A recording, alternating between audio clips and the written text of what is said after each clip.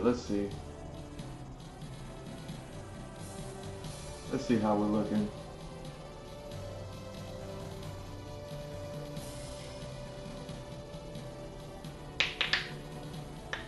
Maybe I should have did my hair instead of streaming, huh? That way I could just be beautiful on y'all. You know, instead of showing how smart and talented I am over here.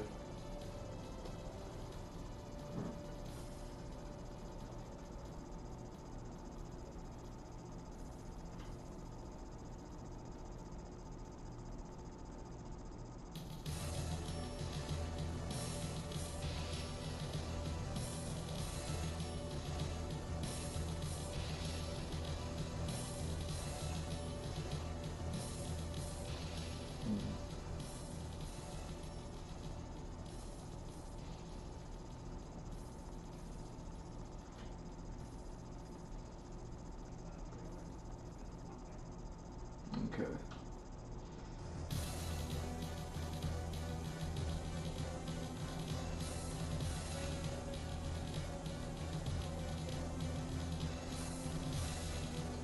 There.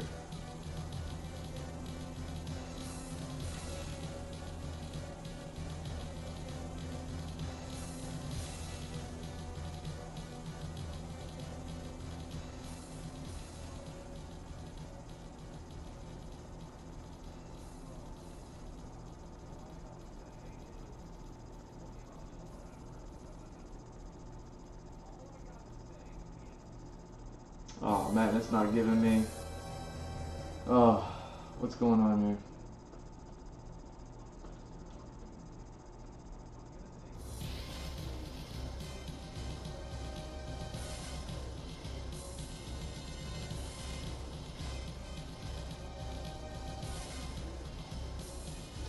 There we go.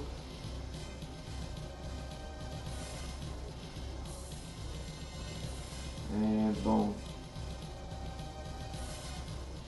Let me just do something real quick.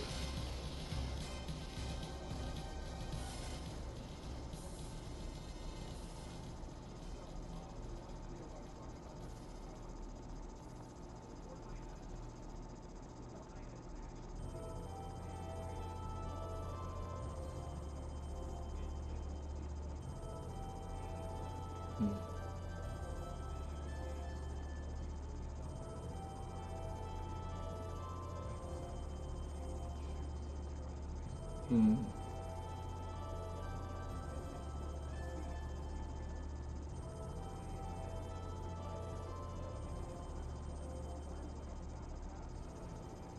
Let's do this. Let's do this.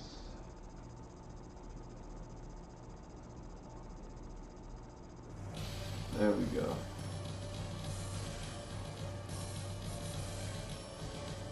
What a hot mess.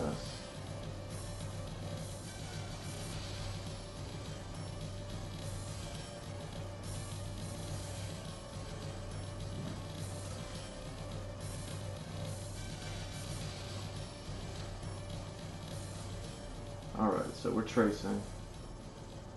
It's loading. It's crashing. Oh. What is up with that? I wonder if it has anything to do with something else. Let me play around with something real quick.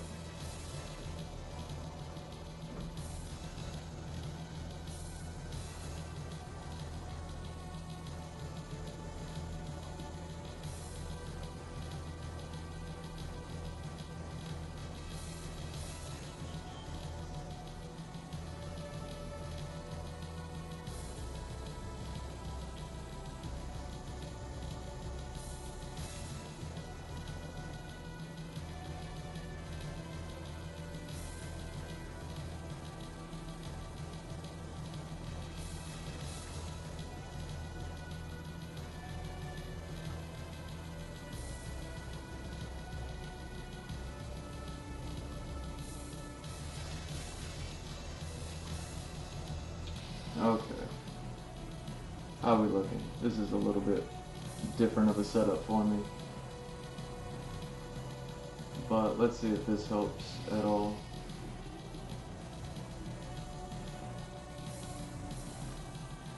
So there's that.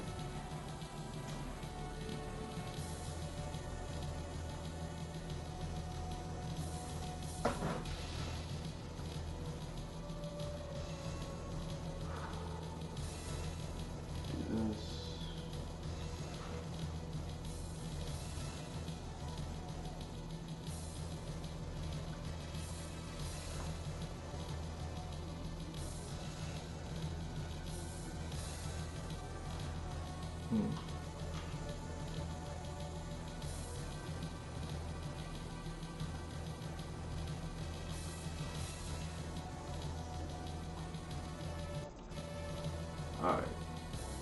Now let's see what happens. Oh. Okay, so it's not letting me color select it. And it's not letting me expand it. Why is it crashing? It doesn't make any sense.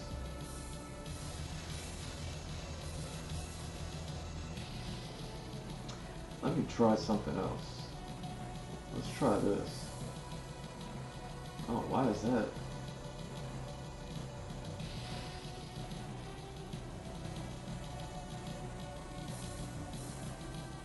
Why is that so crazy big? There we go. There we go.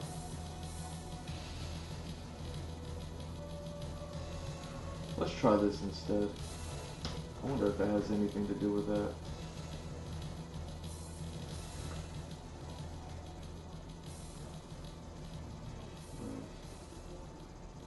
Let's just do this. See, so that's the original file size. You see how tiny that is?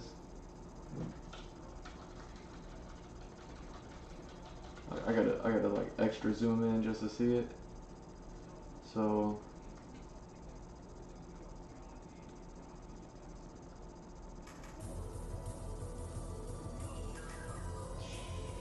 now let's do this.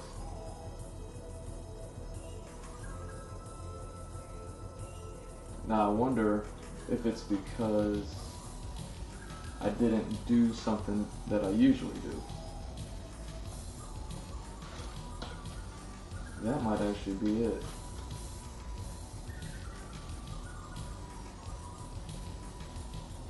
So sometimes what I used to do, instead of just scaling it up and expanding it, what I would do is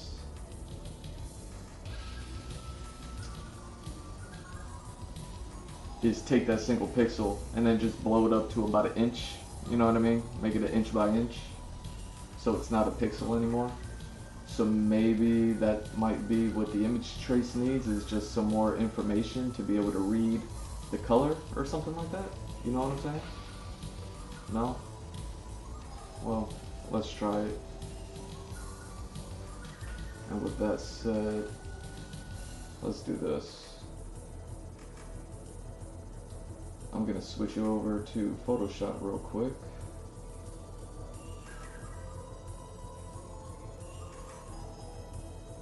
Right?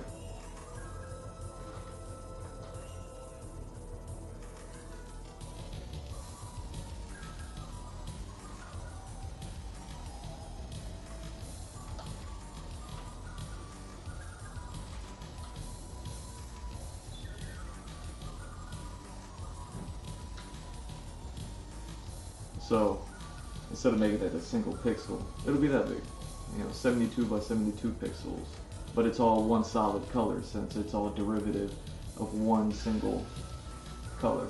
So you can see when I zoom in, when you start seeing like the actual pixel content of it, like every single one of these pixels is the same color, right? So then when I go to expand it,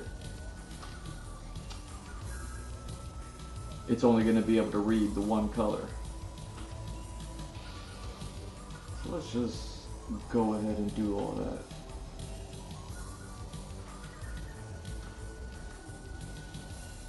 One by one.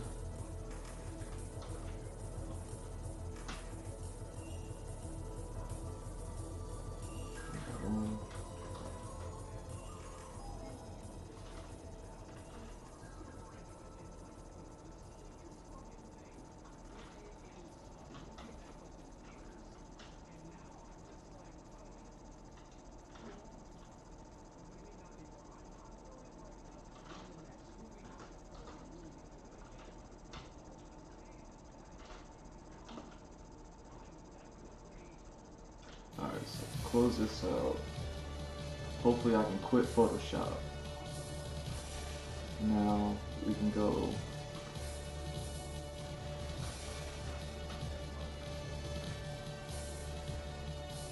back to Illustrator. There you go. We'll drop in these files.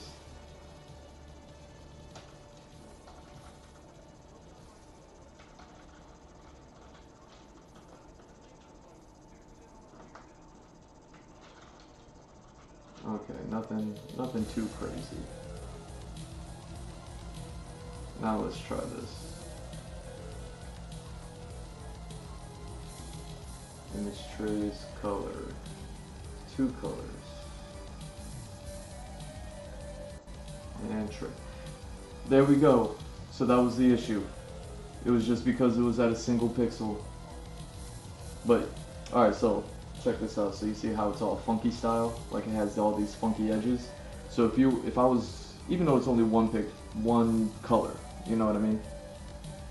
For some reason, image trace, unless Adobe has fixed it since, you know what I mean, since the last time I've done this in the last couple of years, it does this. It'll take a 1 color and it'll still turn it into 2, or it'll just trace the wrong color. I think it'll give you like a black square or just a white square, something like that. So you have to trace a single color to 2, and then it'll give you a white default color for the background, and then that 1 color is hopefully close enough to whatever you're doing. And you could see like these 2 different images right there. The color's spot on. So whatever swatch I pulled, that color, this little color here is perfect. And the whole reason why we just went through all this for the past hour, I can go ahead. Now I don't even need that anymore. Now I got the color. You know what I mean? And the color's in vector format. You see how this has like a square over it, so it's an actual image. It's not vector for Illustrator. And now I can go ahead and get rid of that. Is that what I just had to make these things 1 inch instead of a single pixel? How dare you? How dare you?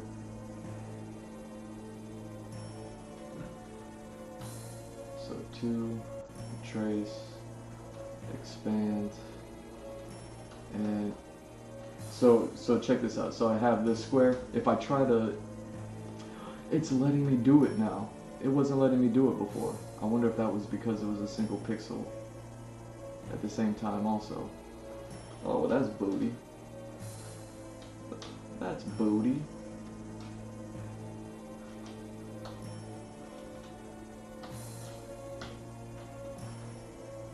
That's so booty. So yeah, leaving those things at a single pixel was an issue. I wonder why that was an issue. Huh. Anyways.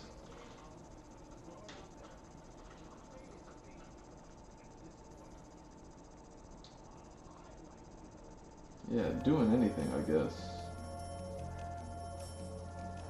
Pixel, what's happening? Tonight is a struggle. Wouldn't believe it.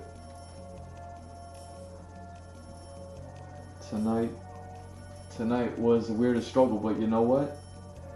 Everything's working. I guess I just had to reverse, like, for whatever reason, I had to reverse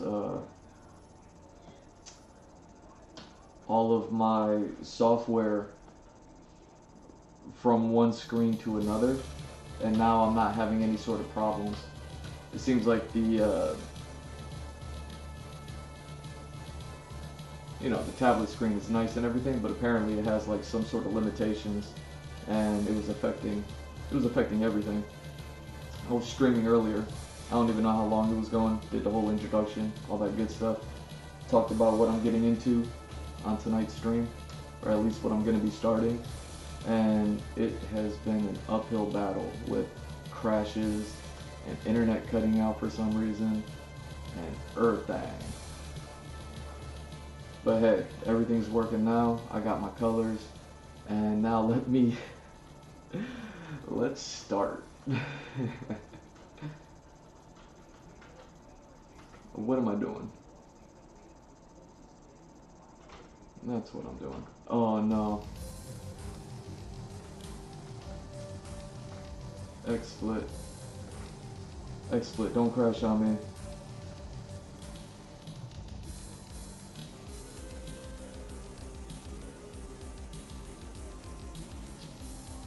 Oh.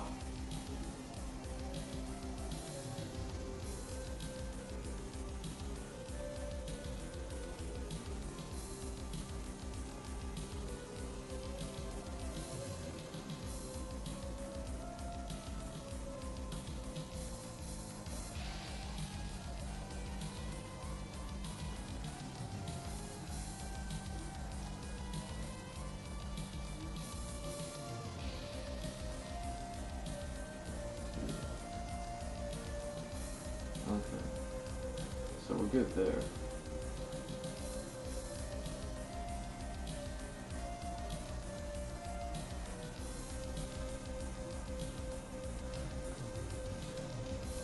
What, did my Illustrator crash? There's no way.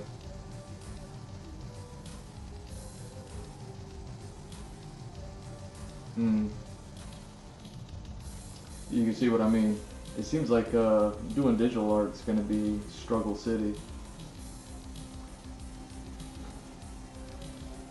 Which may or may not be cool, right?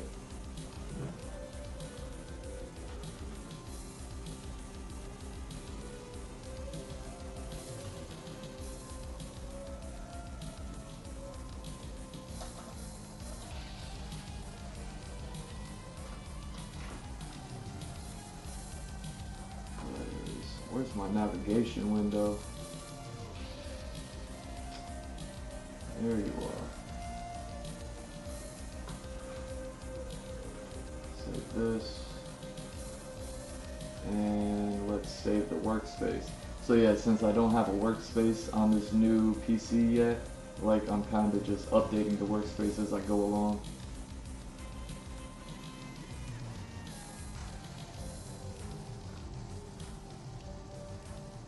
Alright, so we got that. Do this. Make it that color. And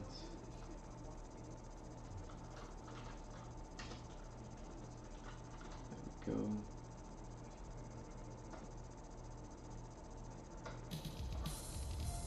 There we go. Reset the box.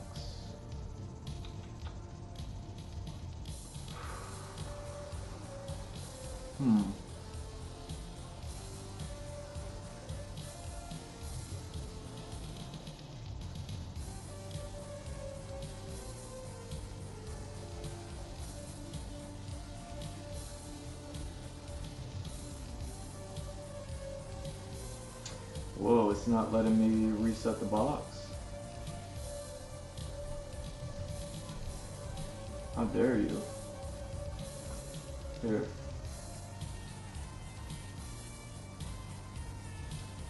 Then... Okay, where are those tools at?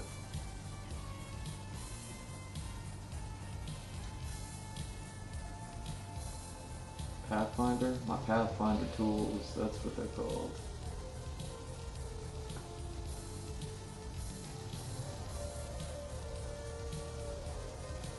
There we go, that'll reset it for me.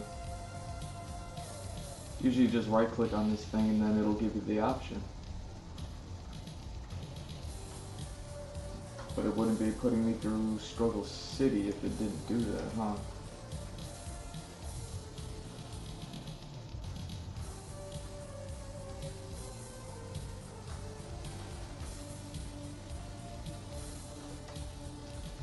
Okay. So I need this to be... I need this to be...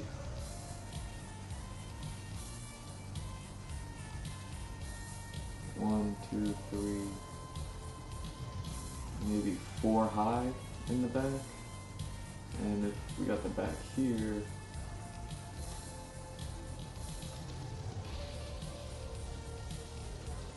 so there's 4.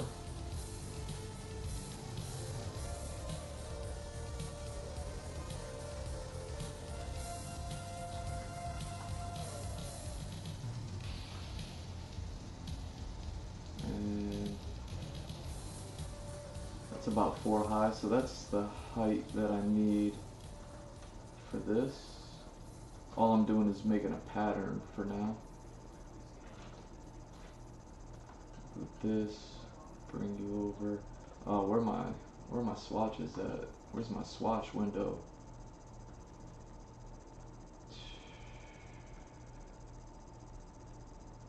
Swatches. There you are.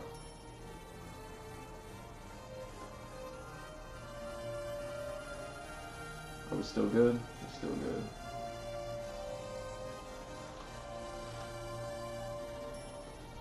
So yeah, Pixel, if you're still there,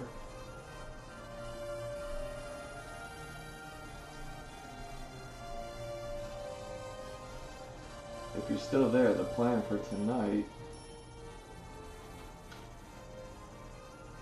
is to start this new merch design. I don't really have it finalized all just yet. So it's going to be a little bit of digital, get it going, and then it's going to be a little bit of like sketching some ideas out, you know. Okay, so there's that. Now I can take this, put it over here. And now I can make something, prepare for this to get super loud. Ooh, where are my guides? Where's my snaps?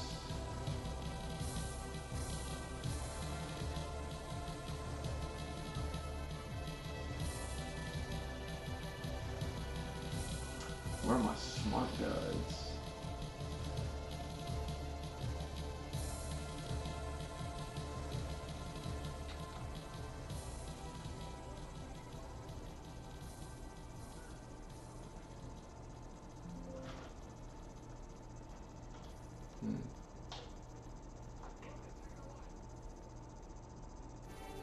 What's happening?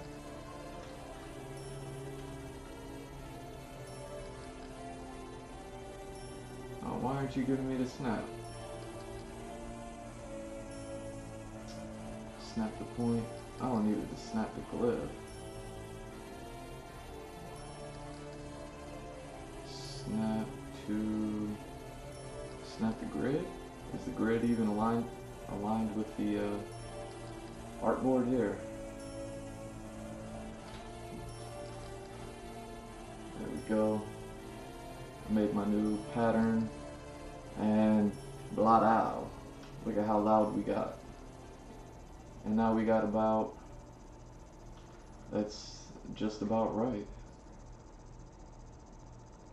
We're about half up top, half on the bottom, 1, 2, 3, 4 diamonds up. But here's the thing, I don't know if I want to keep it like this or if I want it to be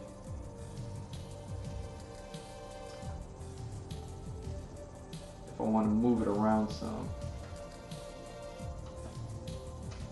Okay, so the pattern's not moving.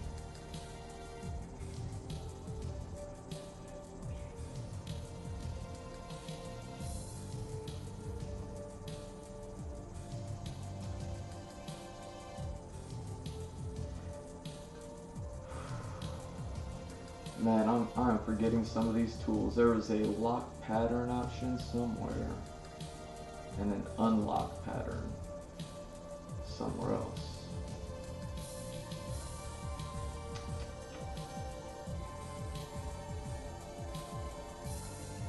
I wonder if it's in like a pattern window option or something, maybe. Pattern options. Hold on. Let me see this.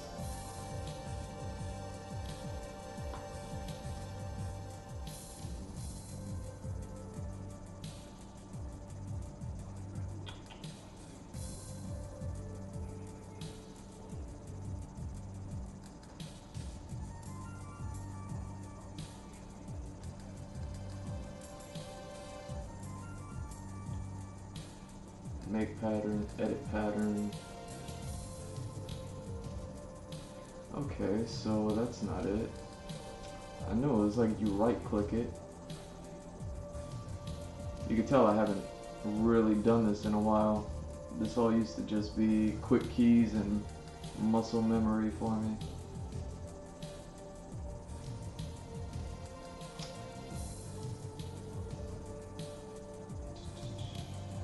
Clipping. Isolate. Yeah, it doesn't have a lock option here. That's crazy.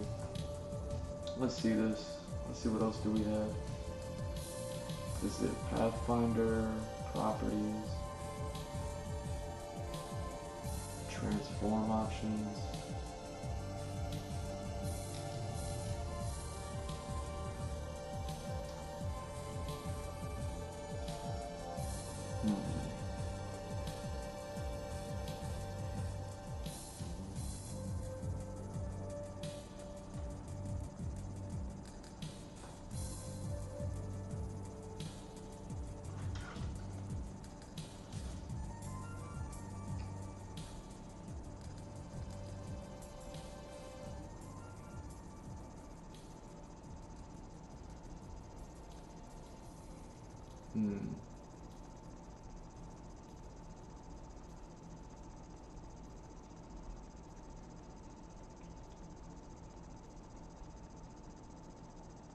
Wow, this is actually kind of crazy that it doesn't have.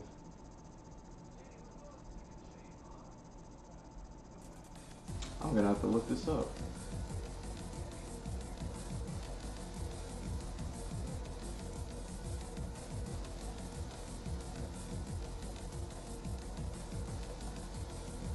Align, transform. There's got to be a lock pattern option somewhere. Alright, let me look it up real quick.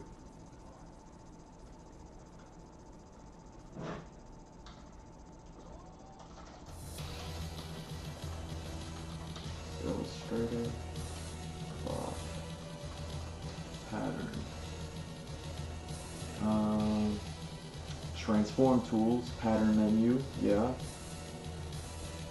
Uncheck transform pattern.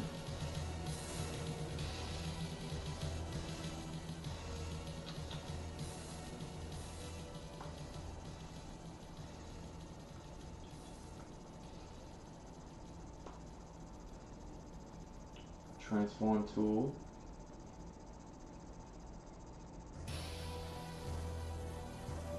Oh, there we go.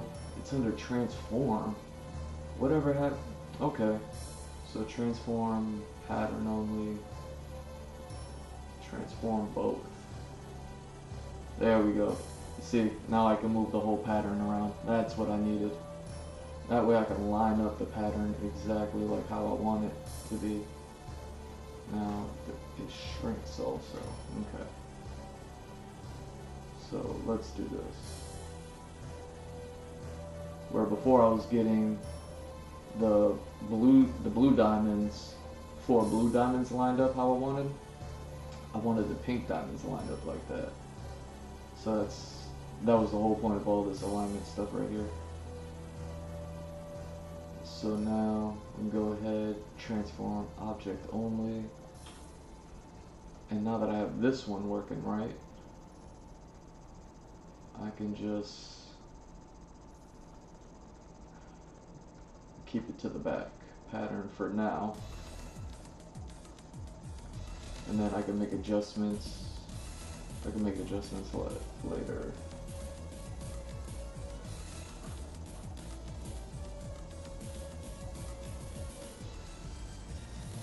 Look at me struggling. I used to do this stuff full time. So you see, this is the reason why I want to separate it now. Alright, you're not giving me no snaps, no smart guides. What's going on? Snap the pixel, snap the point. Come on. Guides. Smart guides is checked. Where are my smart guides? Come on. See, why aren't you giving me...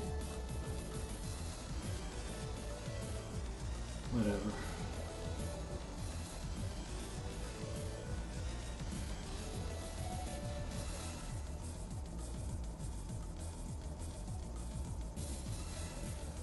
So you see how this pattern isn't centered over the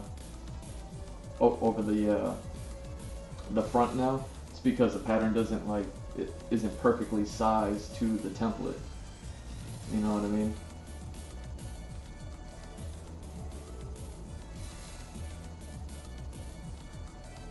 So what we're gonna do, type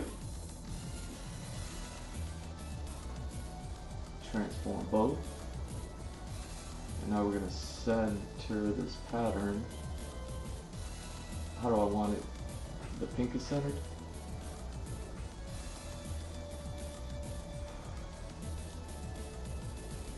Or the blue is centered?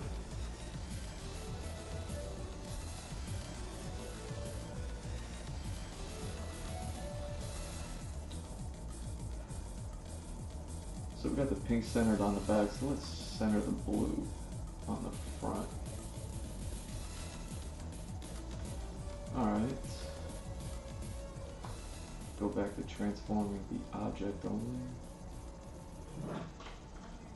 And why isn't it giving me the smart guides? Why isn't it giving me no snaps? Or is it just because I'm so zoomed out? I'm so zoomy.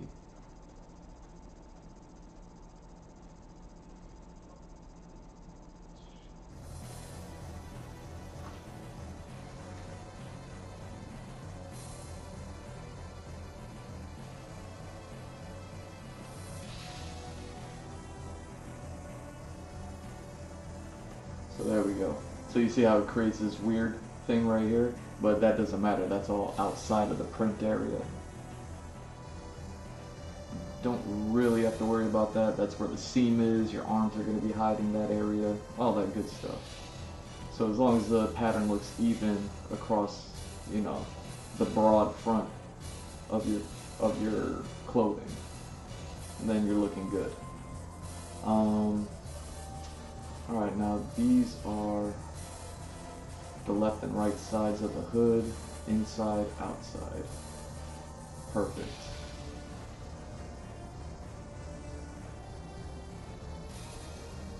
So yeah, this now.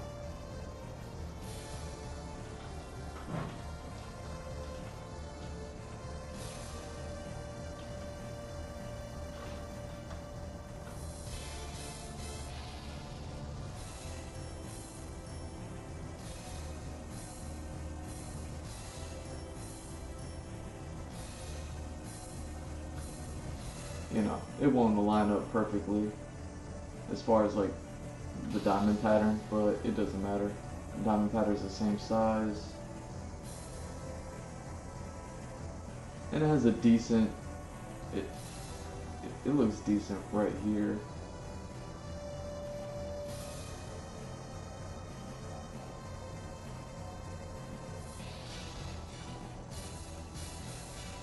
Okay. And same thing. Shrink it down. You also shrink it down.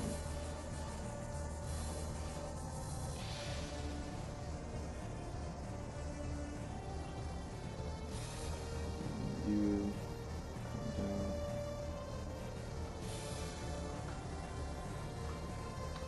Come on.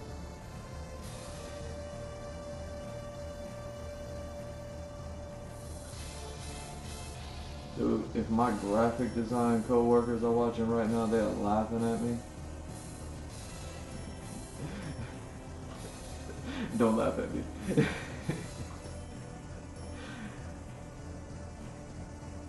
we go. They were like, oh my god, you forgot that? You don't know about this tool or that tool?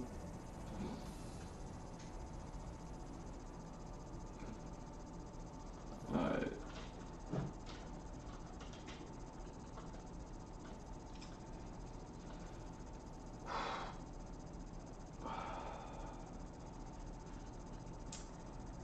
I mean, I could do that, or I could do something else, because I'm trying to see. This cuts up the seam.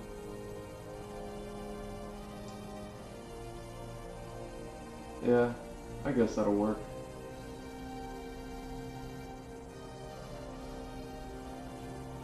I mean, the only other thing that I could do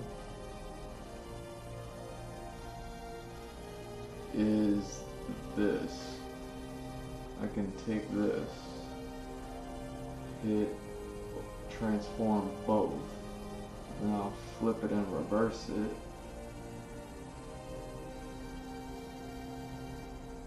Okay, and align it with that one.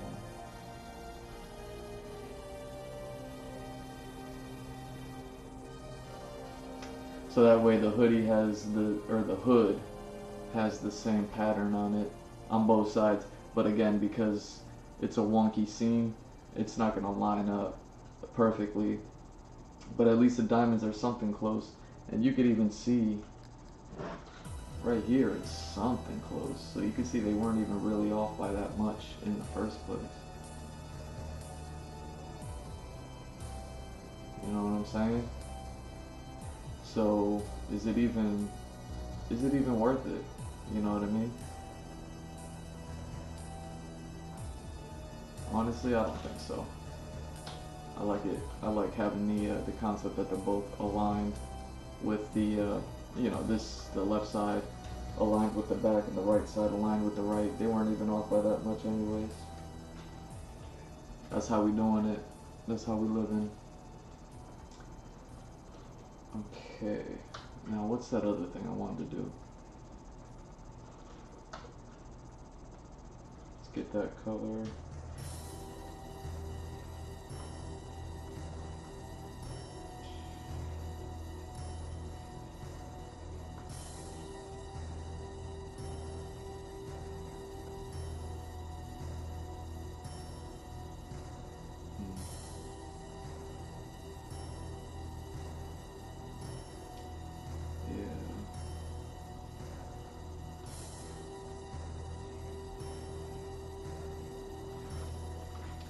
Let's save.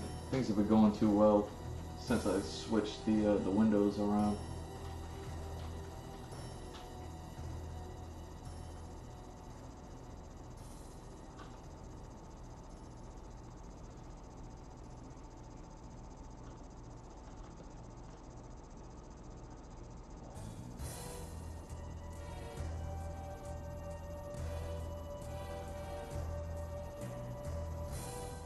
Now that's the only weird part about templates. When you're working with other people's templates, that little bit of bleed overlap with the body and the hoodie. But it is what it is, right? That way the inside of the hoodie is that dark maroon color, looking nice. That's why I was saying I might make this red. That might have been before the crash.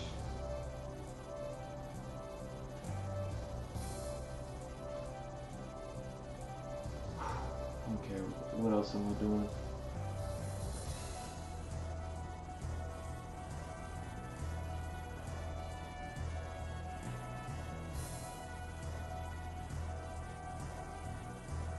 Oh yeah, I want to make some. That's where the drawing's gonna come in. I want to make those. Okay. Tight.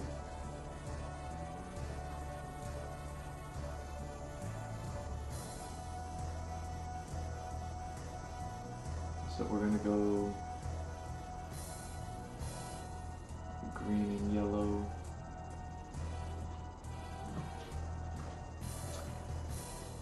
Alright, how am I gonna do this now?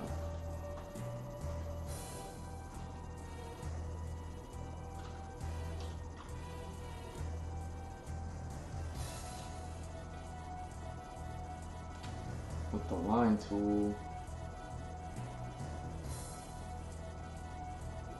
Do I even need the line tool like that?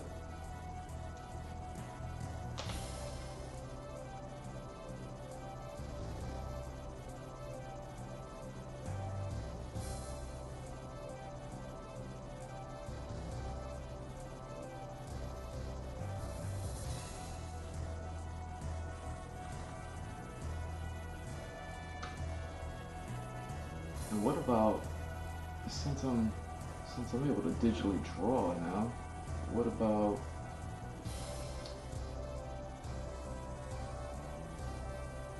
pen tool, curve tool?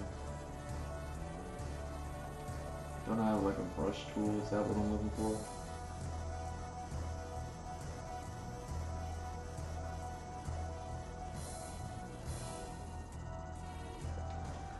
Oh, this is what I needed. Oh no. Not you. What is the line tool?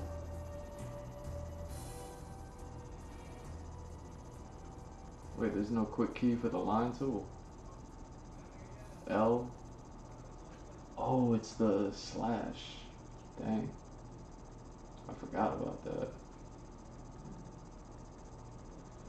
So we got that line.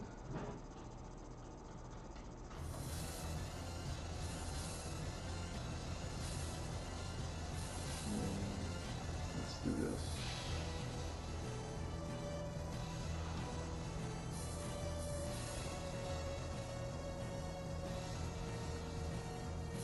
Let's switch this color around.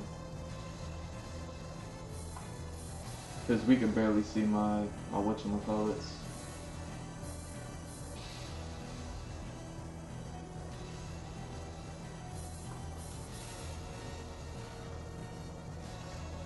So if we're gonna make this gold,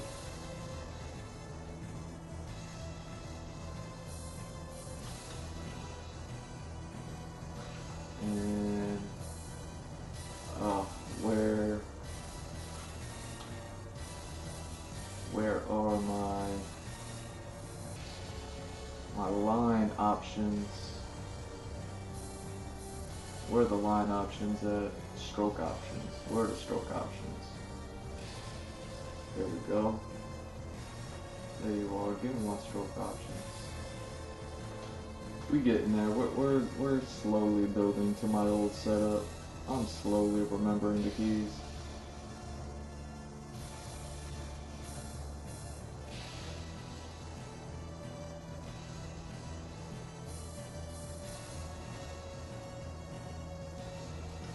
Oh wow, you're not letting me.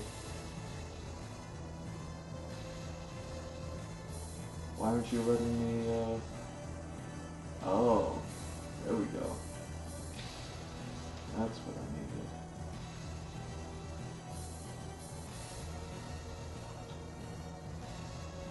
needed. You're in points? Come on.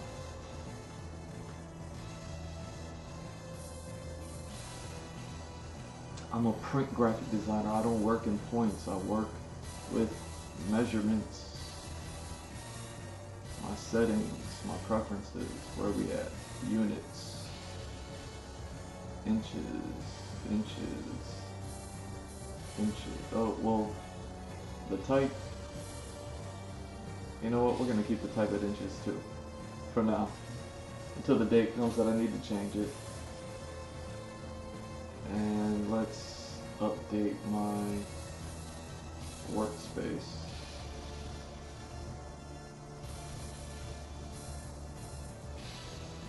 Type.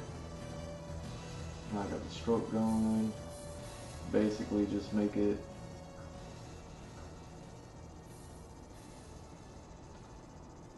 for enough for the bleed.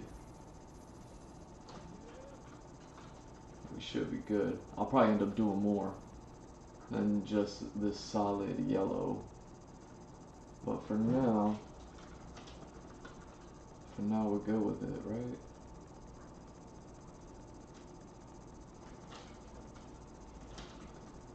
That's good. That's good.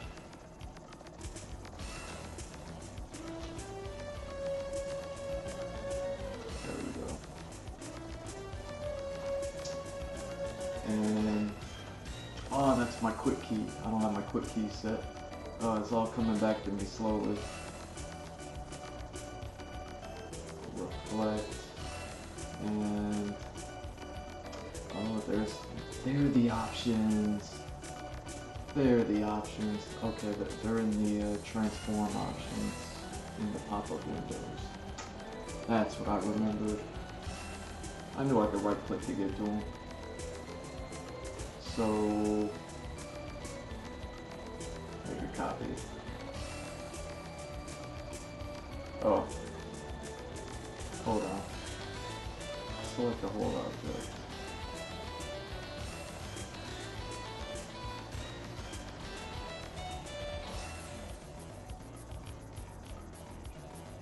Oh, you're going down XSplit. Come on. Don't do that, XSplit. We were doing so well.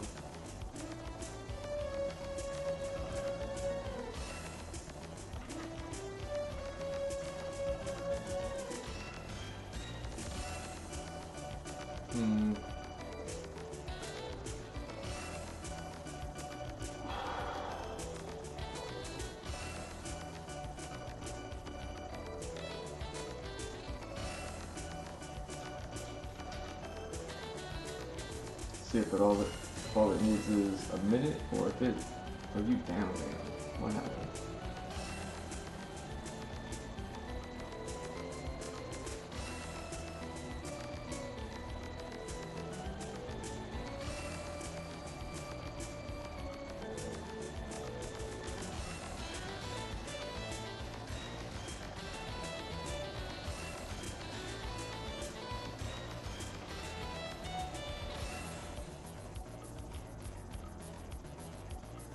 Oh, come on, XSplit, you down bad? You're not down bad. You're okay. You're okay. Come on.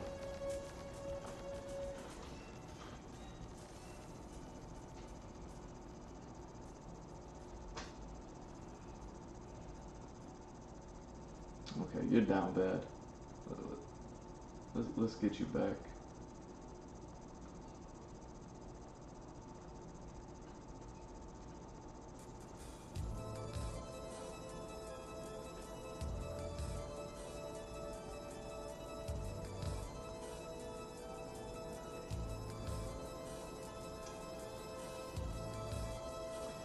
We were doing so well.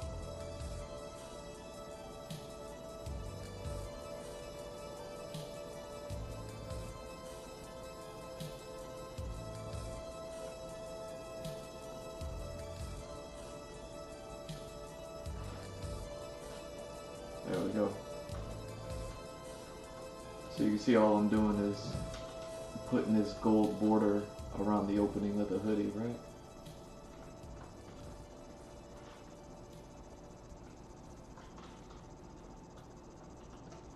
Get it on both sides.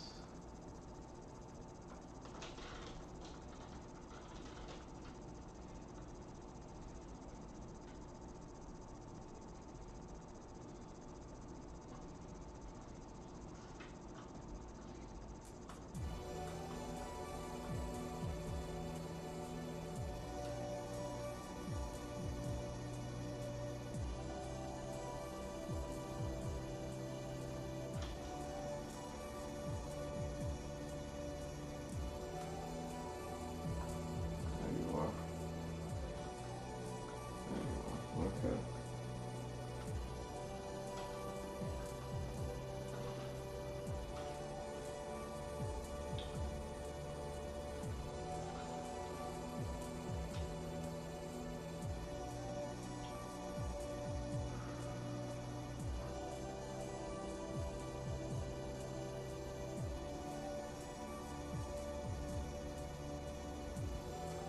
And what else?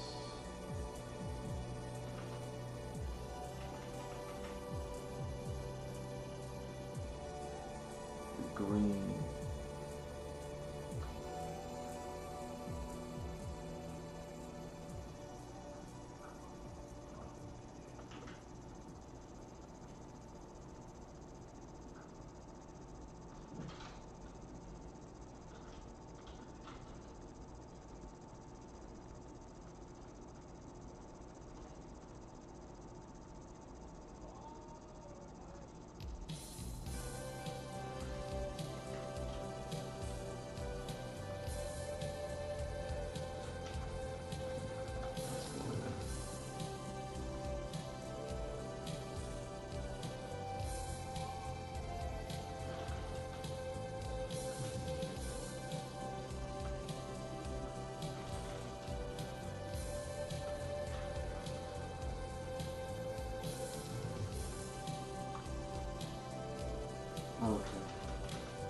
So the inside is pink and red. The outside is green and blue.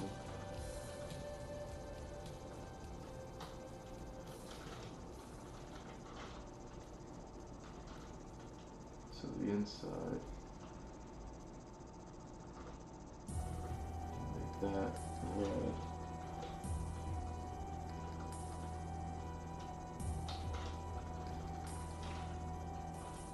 And then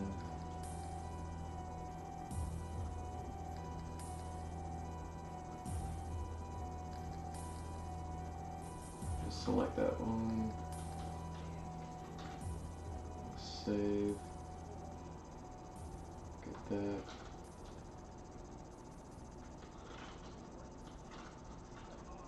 And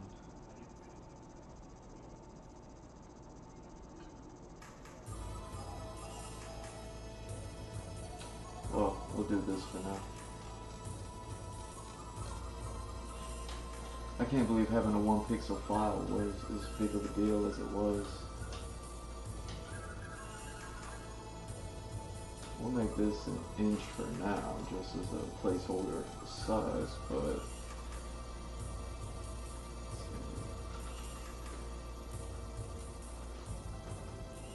how big do you gotta be? Oh.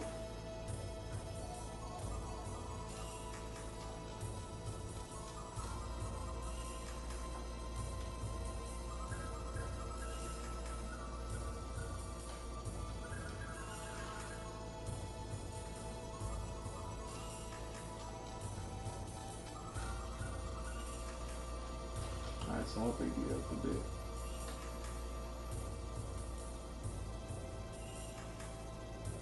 $1.75. Okay. So we're gonna make you $1.75.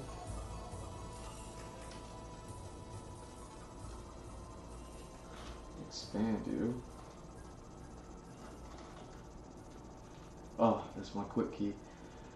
Okay. How do we expand again?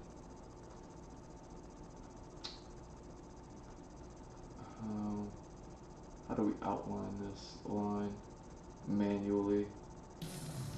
Is that an object expand or something like that? Or edit expand? This is why I used to have quick keys.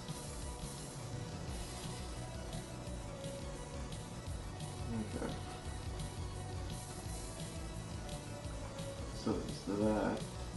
And that's going to be for the outside waistband. Take this, copy in front, align at the top, take the height and divide it by 2. And we're going to make you pink.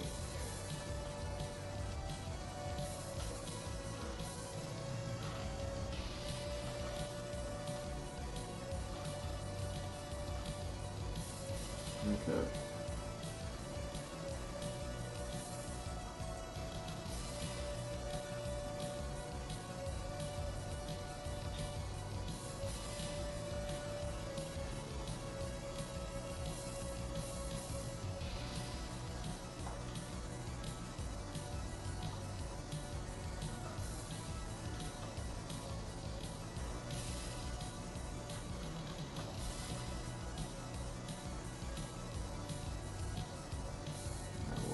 You there.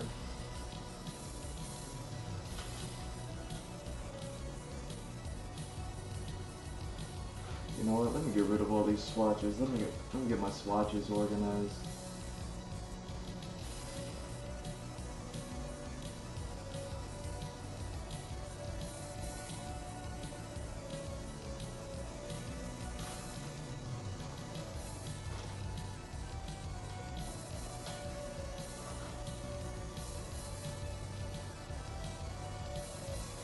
Oh yeah, don't I have, isn't that an option? Erase all unused or something like that?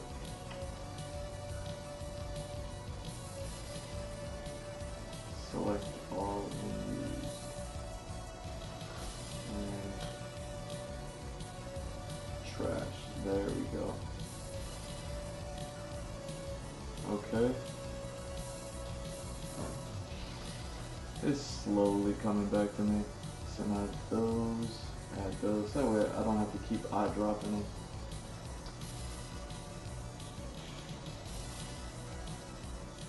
Add select colors.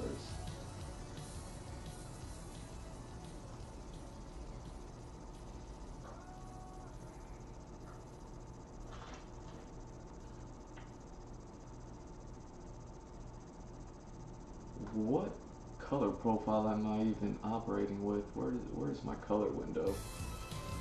Come here.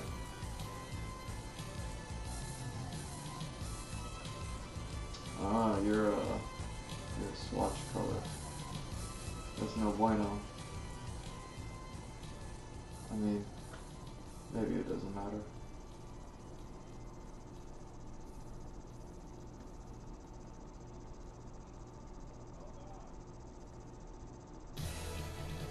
There we go.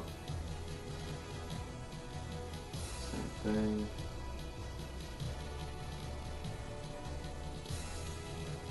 RGB.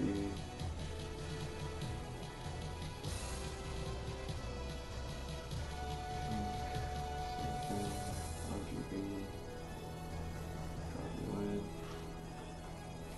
And where are we at? Blue.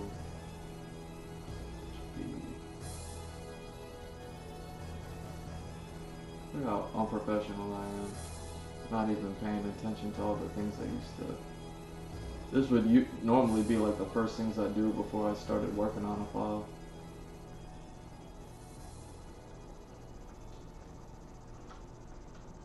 Honestly, even working in RGB is a problem. Usually it should be CMYK, but that'll limit the color palette. And that's something I'll usually like take care of later. Try to hit all the colors I want. And then back when I was printing, have to worry about whether the print can print the color or not appropriately, and if not, then adjust it to CMYK and play with the CMYK stuff. Play with the print settings and all that stuff. Alright, so now that I got all that going, let's go ahead and do that.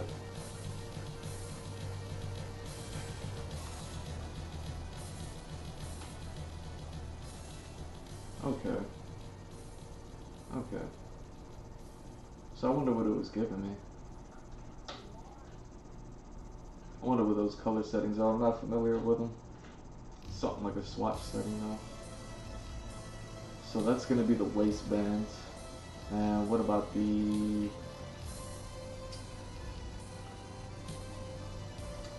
Probably just do the same thing with the cuffs, right? Just treat the cuffs the same. So the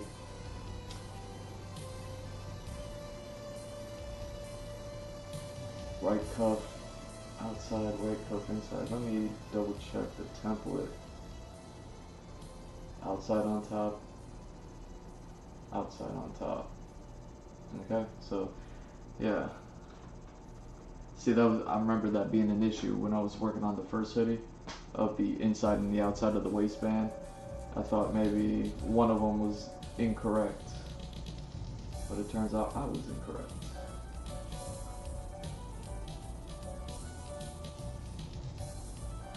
Let me start grouping this stuff, man. Look at my layers getting crazy.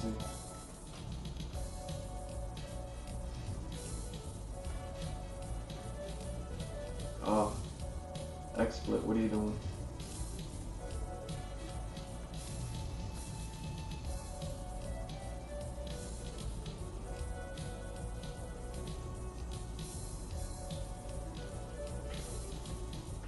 XSplit, what are you doing?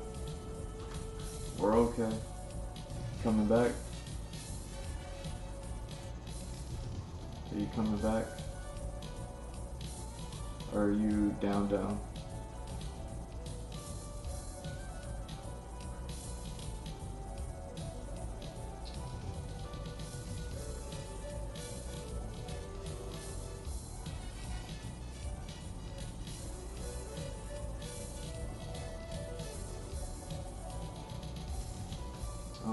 down bad, huh? Here we go.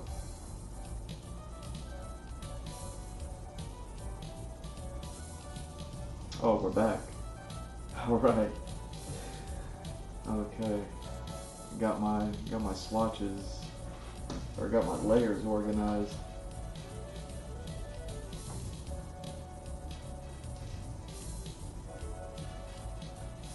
That's what's up.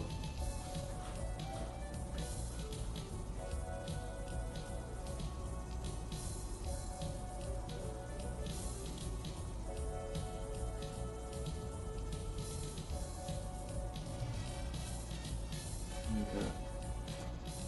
So let's get these cuffs.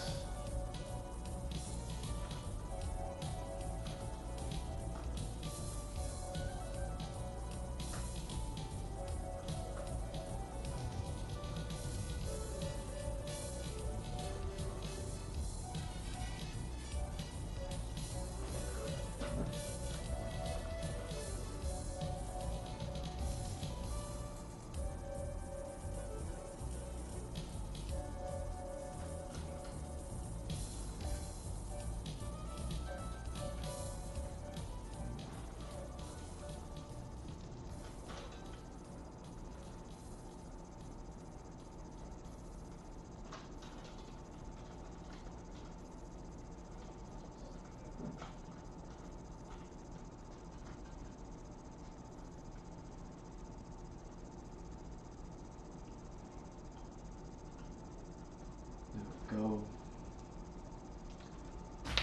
So all the outside cuffs are the same, all the inside cuffs are the same.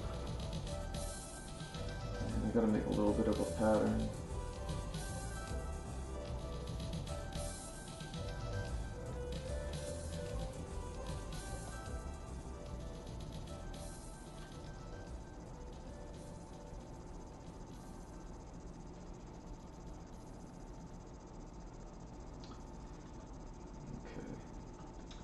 And I gotta get the sleeves with the pattern on it too, don't I?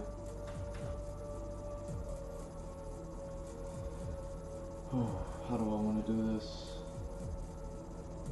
The same way as the hoodie top, perhaps.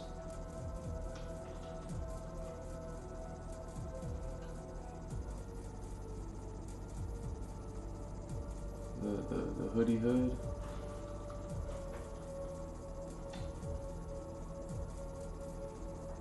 Just have the adjacent sleeve aligned with, or at least the pattern aligned with whatever.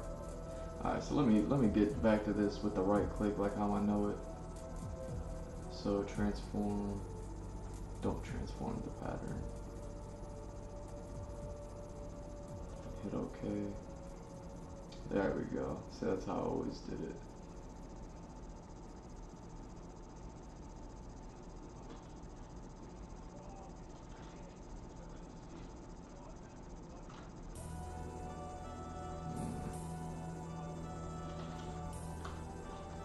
There we go. Align that one with that one.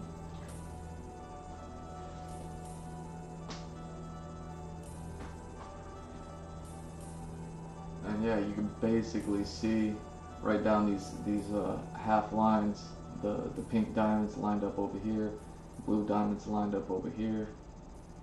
I think we're pretty golden over here as far as these things go.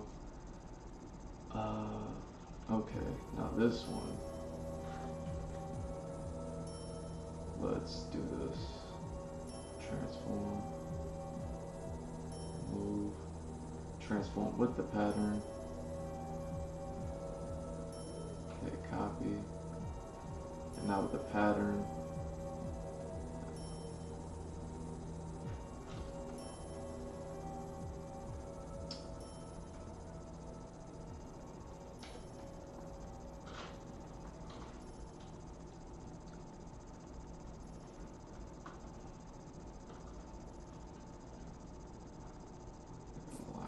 Here.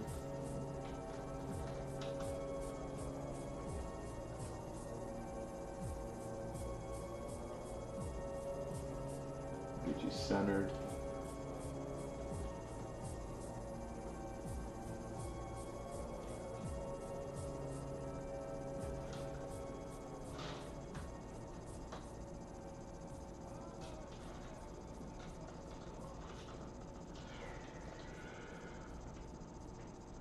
Alright, now we can transform without moving the pattern around.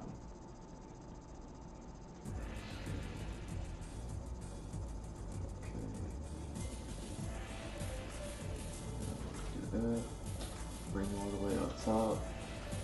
See these overlapping bleeds? That's what I'm talking about. These things are a little weird.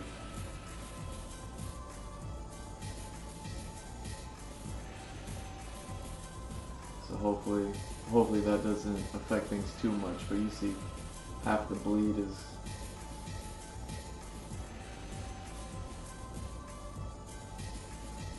whatever.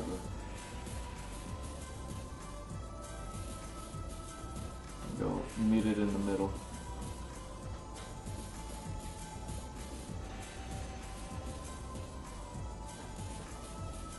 Okay.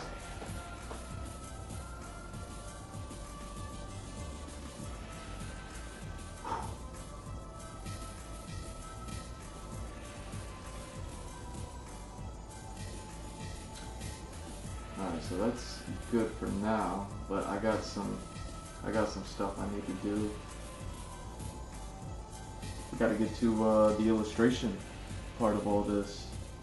So, how long we been going? Well, an hour, but how long was I streaming before the crash? Is it even worth keeping with all the technical difficulties I was having?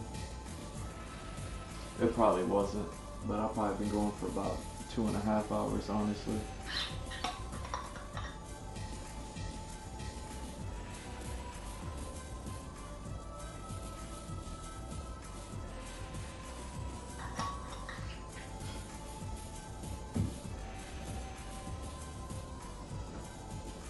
Alright. What are we doing? Oh yeah, I'm doing some stuff. Yeah, I think it's time to start drawing. I kind of got the base pattern down. This is everything that I wanted. I could draw that. There's something I want to do with that gold trim. The gold trim around the hood.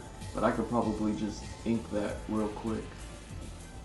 Or I could even just do that here. You know what I'm saying? Let's see if I can do that here. Let's see what we got, man. So if I got the brush tool and like something like that, but let's make it the gold color, right?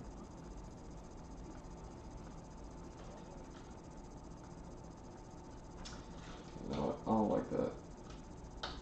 Let's try it again.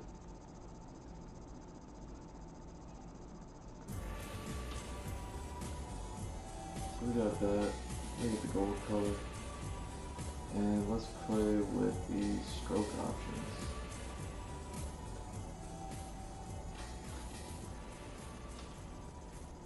Something like this.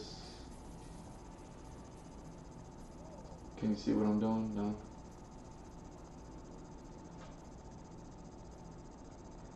Oh, is this all the options they're giving me? Or are these the points? There we go.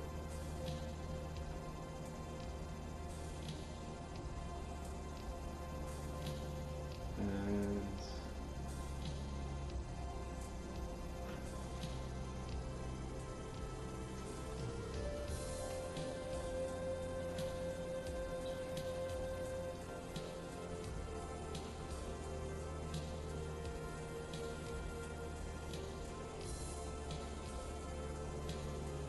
oh.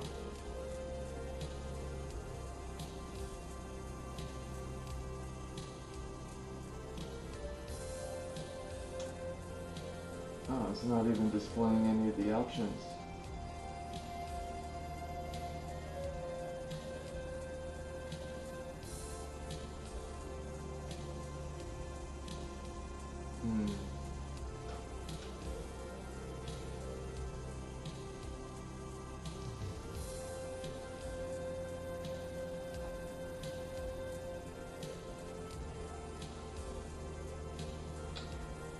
why aren't you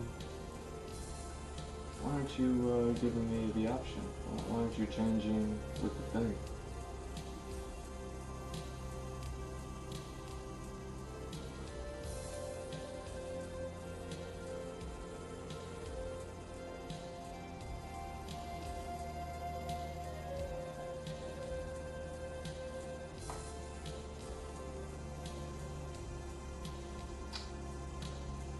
Huh.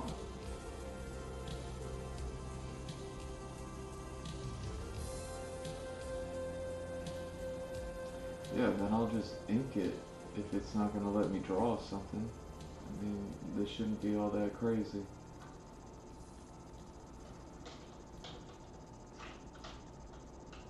What if I did this instead?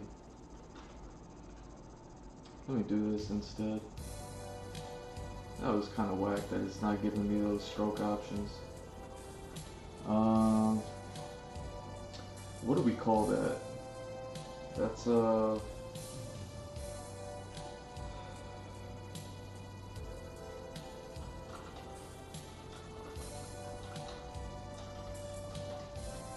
I mean, I know we call them like dookie chains, but that's not like the official term for it, is it?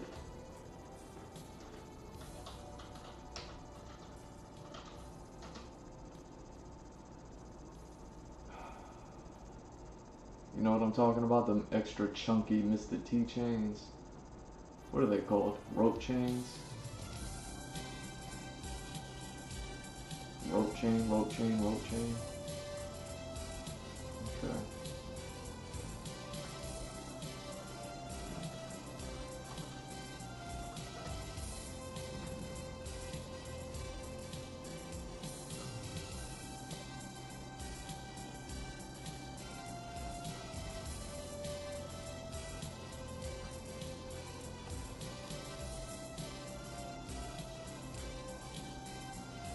Awesome. Save.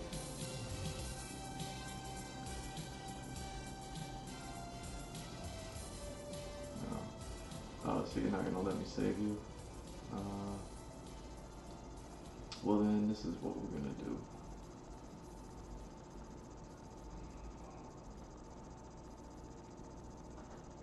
Ah, don't look it up.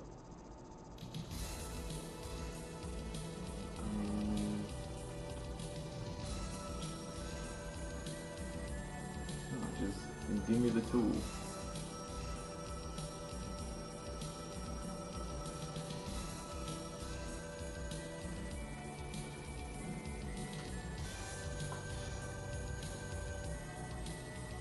So check this out.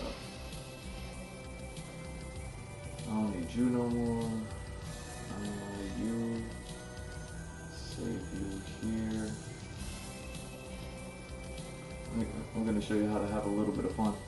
So I gotta open you up now in Photoshop. Let's do it. Do I even need to open you up in Photoshop, or can I let's see if I can save myself some time and save y'all the headache, you know what I'm saying? I already lost a lot of time tonight.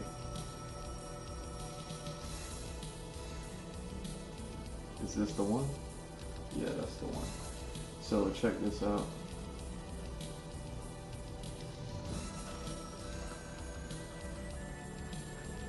Oh, this is a really bad picture. Well, let's see what happens if I just straight up image trace this, Jim. Oh, it's so bad. Okay, so yeah, let's do this. Let's open it up in Photoshop.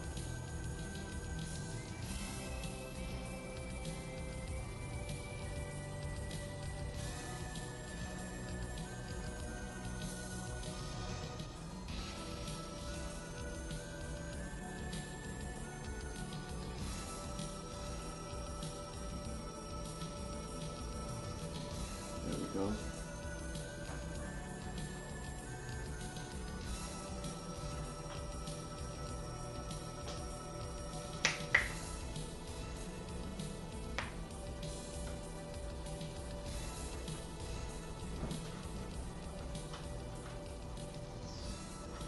save this in case I haven't.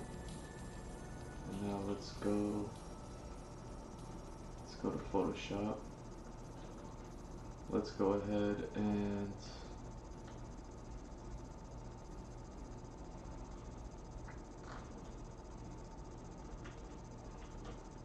let's switch you over, right?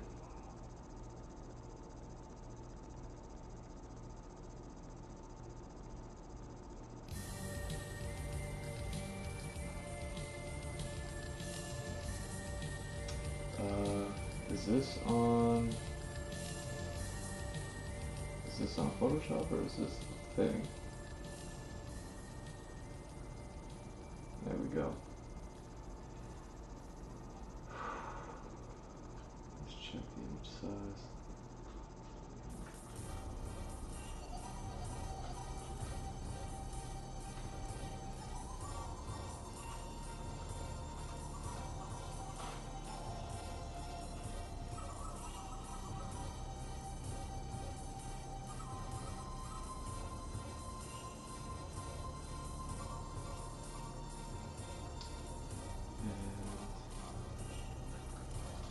I don't know.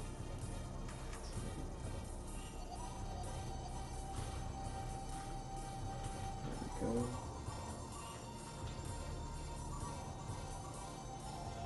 And let's make the darks dark. Let's make the lights light.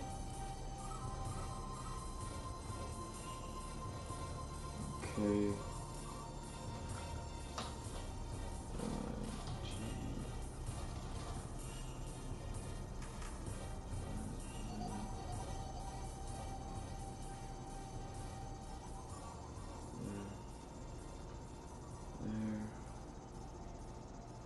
Okay.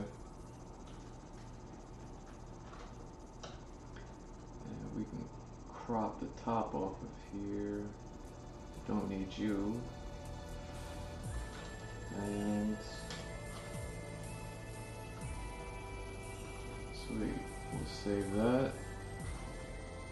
And let's go ahead. Switch. Now we're just running tests real quick. Just so you can see how all this works. Let's get you back over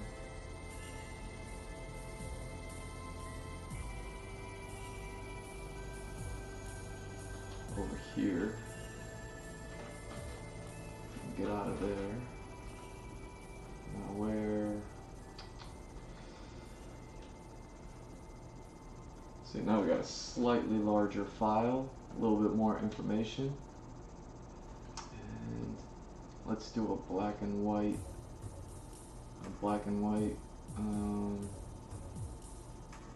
You know what? Let's go 3 colors.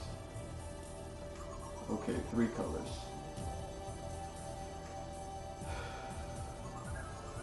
Sweet. That's exactly what I needed. See, I was just looking for the texture. That's all I needed. I just needed that dookie chain texture.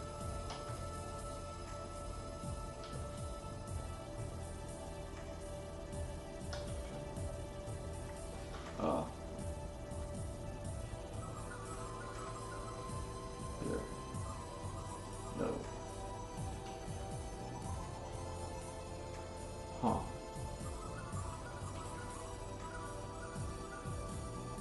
Ah, it's you. Here, let me get a better look at this. I'm kind of getting lost. See these little spokes sticking out? I don't need them. But I also don't want to delete the whole lot with them.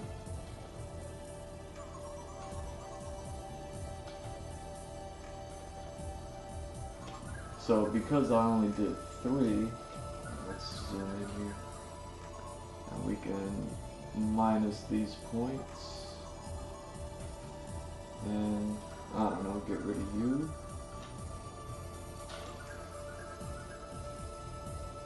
There we go.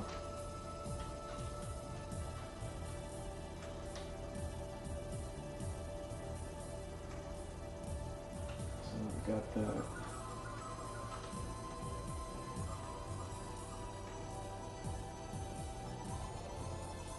Oh dang, I lost all that. Do I care? I do care. No, I don't.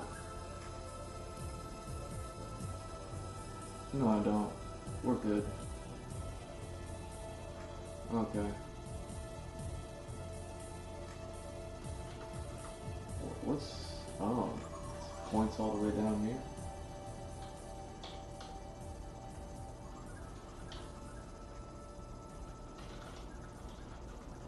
What are you? Oh, you're just a... you're just like a smudge on my screen or something? What is that? I was like, what's this little piece over here? I can't select it. Okay. Okay. Let's get for real. Alright, so we got a good thing here. Let's just give it a color. There we go.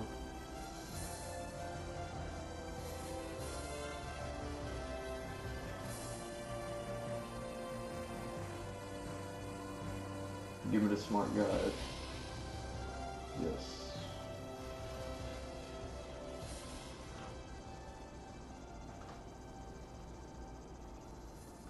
There we go.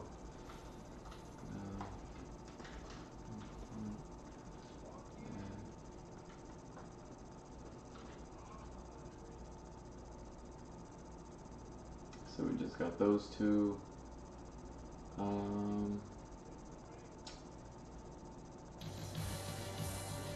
No. Is this the one that I need to go through these options for? Yes. Now I just need to remember which option is what.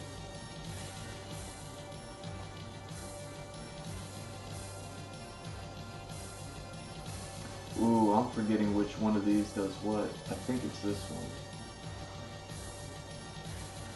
That and merge. Okay. And now same thing. That and merge.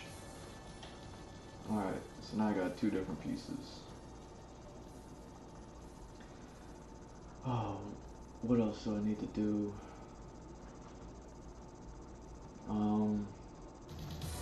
How many colors do I have, first of all?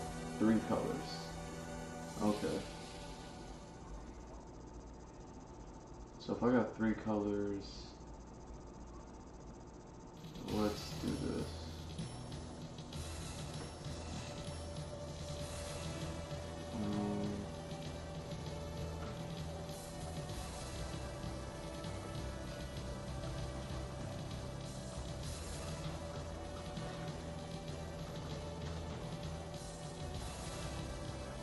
Let's get a color blend going. When was the last time I did a color blend, yo? Color blend, blend options, steps, 1 step, hit OK. And now let's blend. There we go. Huh.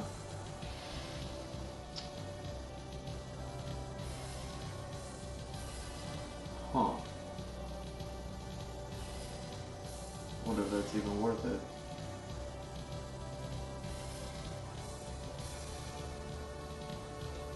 Nope, it's not worth it. Alright, so let's do this.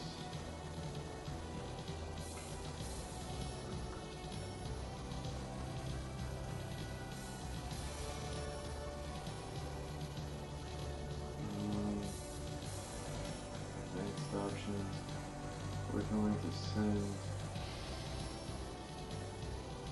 you there. Oh. You here, and you there. Yeah, it's not even that much darker.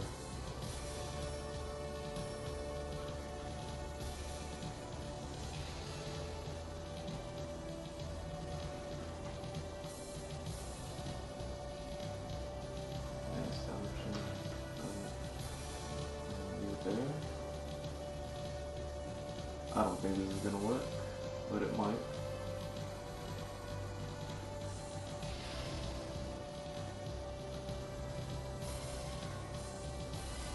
So what if I did this then? If we gotta make this a little bit more golden. If we gotta make it a little bit more golden, then let's do this.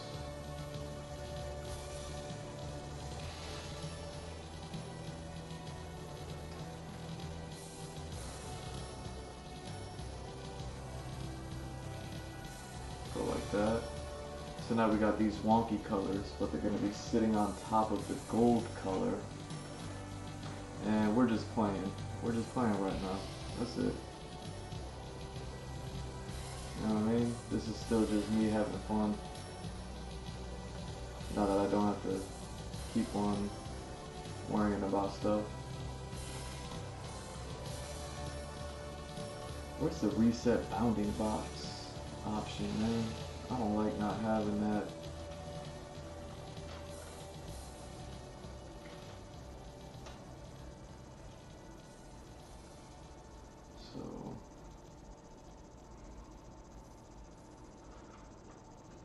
So really it's just about getting this pattern kind of fitted. Kind of fitted to the inside. Not too worried about the bleed so much.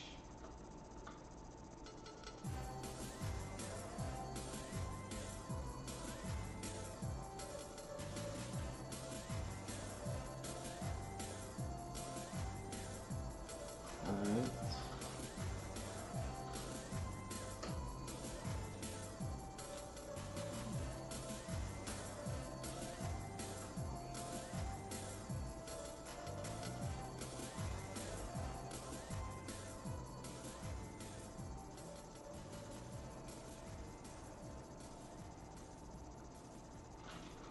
Okay, sweet.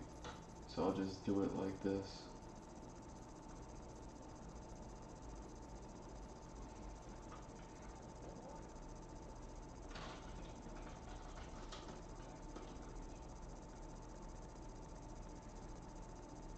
And you know, it just gives a little bit of this kind of golden pattern to the thing.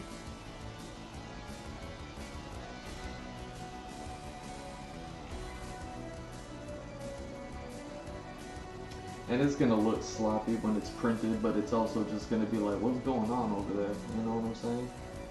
Like, is it the bacon wrinkles? They got the bacon wrinkles going on the thing, or is it a chunky dookie chain? What we got going on over here?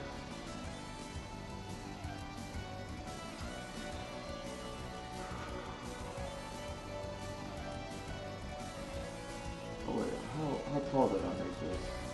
Let's do the same thing.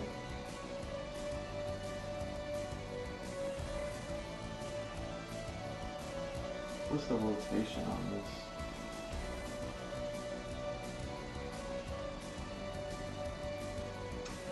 Do I not? Where's my rotation information?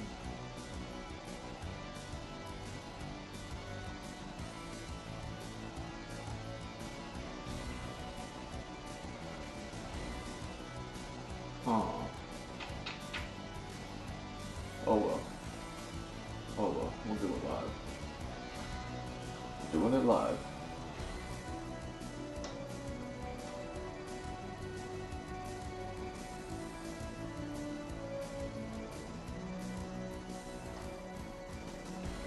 Yes, that's way too much.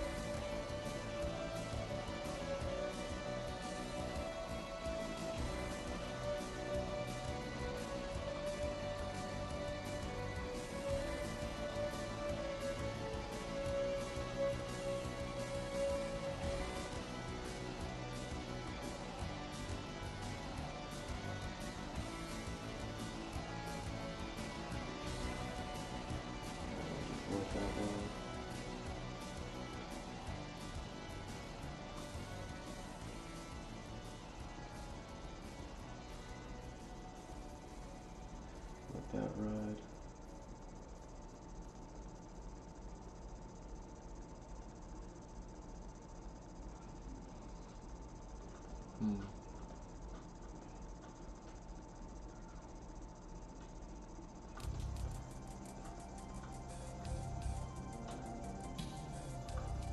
Alright, so that's the size. So we just need to get you situated correctly.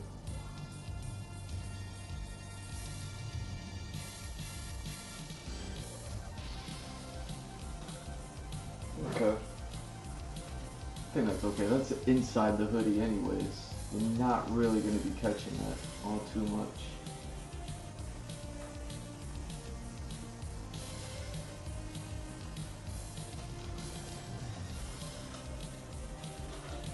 This one.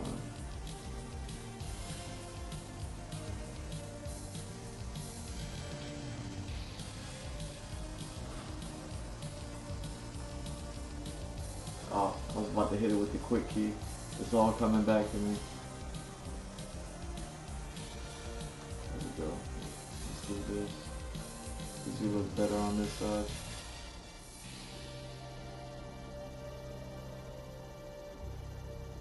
You look better on the inside.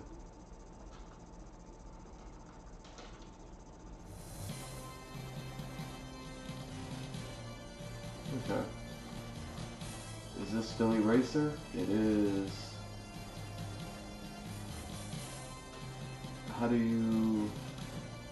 Is making the eraser bigger same as Photoshop? It is. Nice.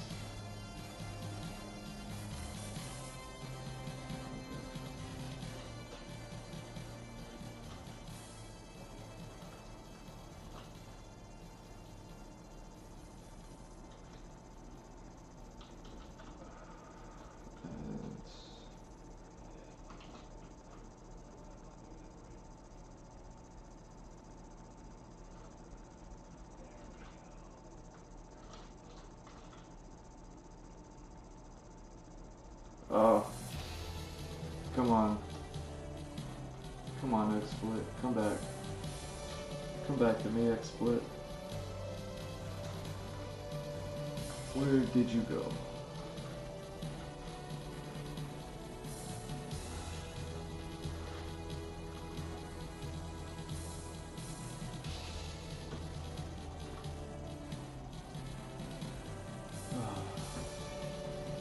Are you down bad or what's happening?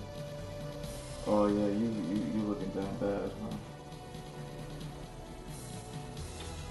huh? Alright.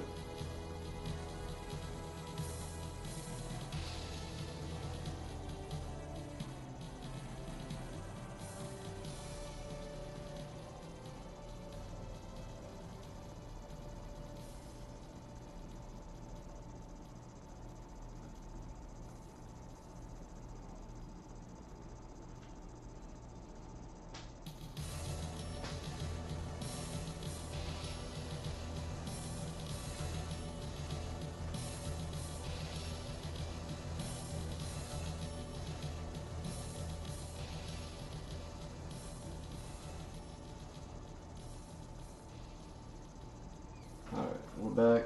We're back.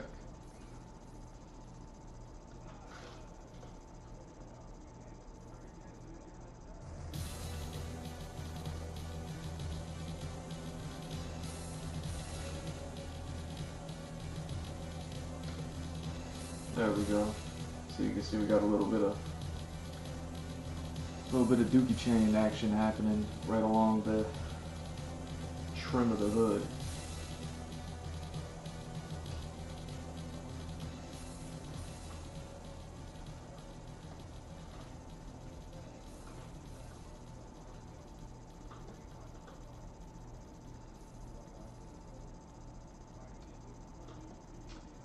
Okay, now what's that other thing that I wanted to do?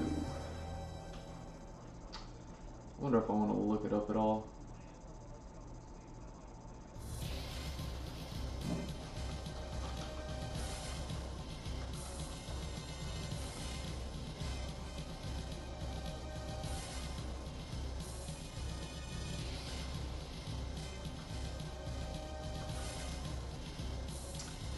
What if I do this? So I'm just looking something up.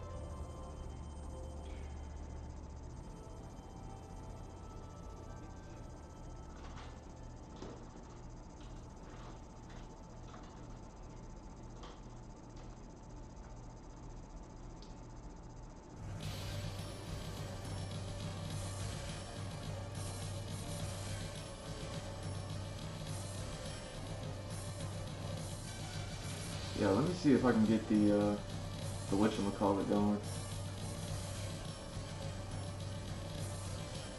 See if I can get these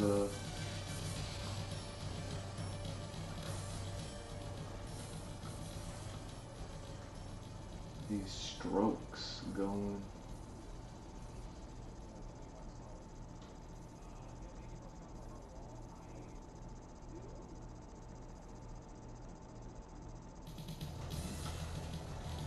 Let me double check the bordering here. I think it's good. I think it's good. See, like on the outside it needs to be subtle, but on the inside it doesn't matter. Like on the inside, I like that big wobble like that. Okay. Alright.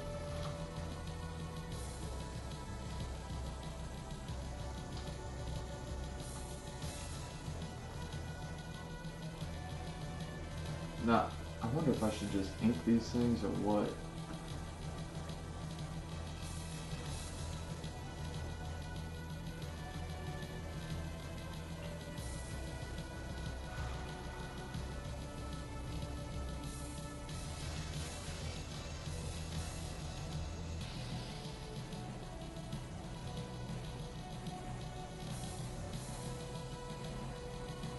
Yeah.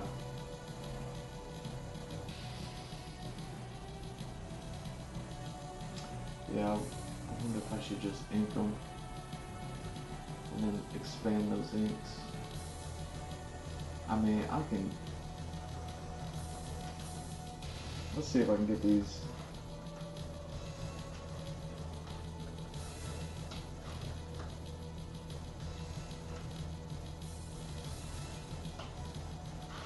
There we go, it's the backdash. Let's just see.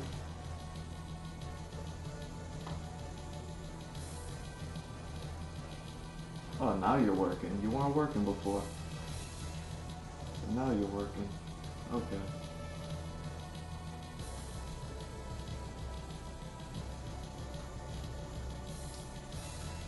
Alright, so this is what we're gonna do then.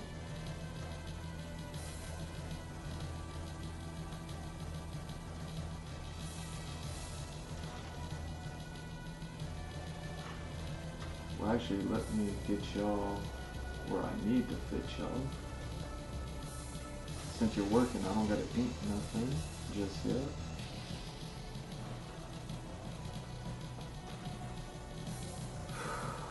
Let's see.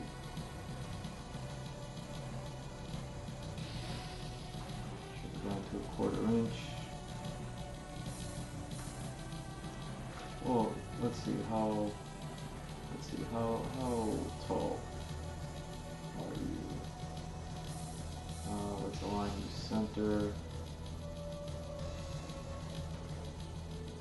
So you're 175, and if I want to bring you to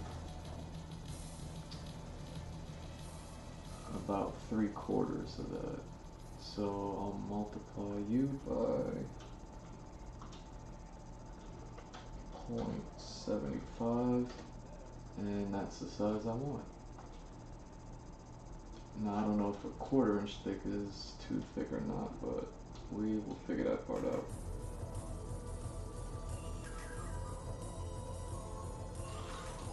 Rotate 90, copy. Okay, so we got that. And we got that. Okay.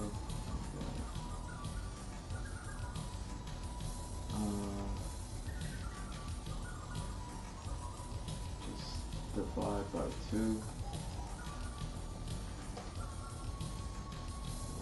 And you divide by 2. Okay. What else do I need? I need,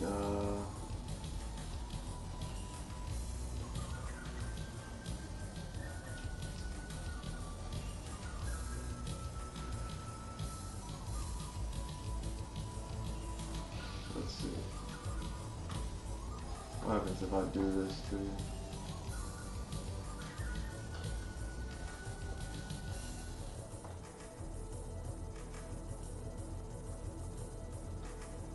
Yeah, basically you're a circle, right? More or less. So if I do that,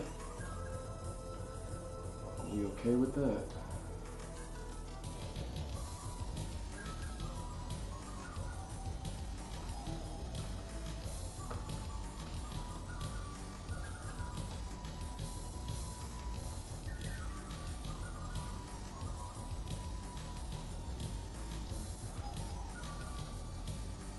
Oh, this is what I gotta do.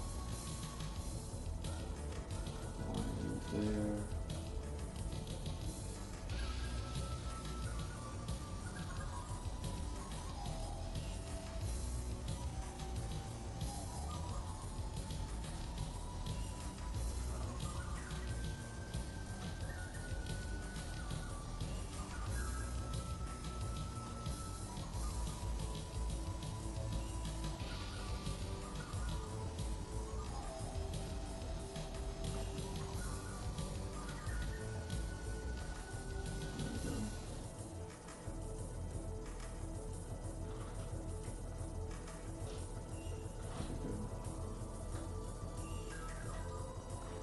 See, I was gonna ink these patterns like on paper, bring them over, then outline them. But since I got these things working, you know what I'm saying?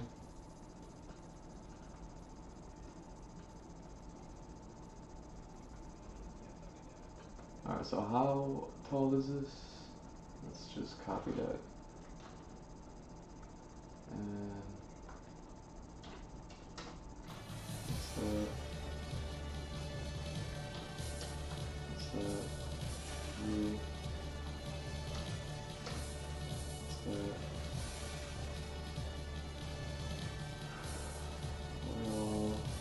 Well, still a quarter inch.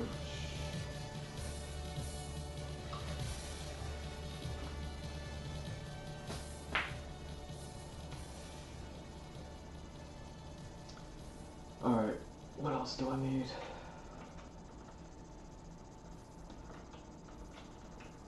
Oh no. Did my computer freeze? Oh, it was saving. I was like, oh no. Did we freeze?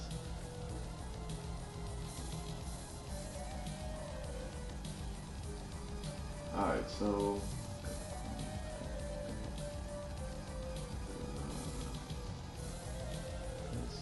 that. So the only one I need now is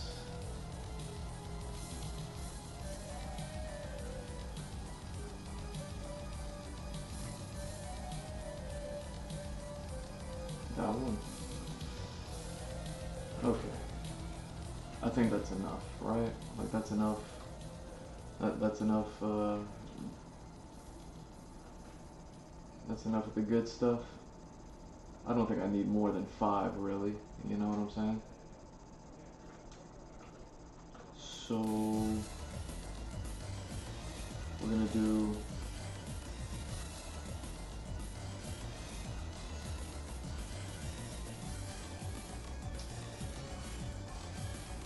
pink and red, and then we're gonna do pink and blue.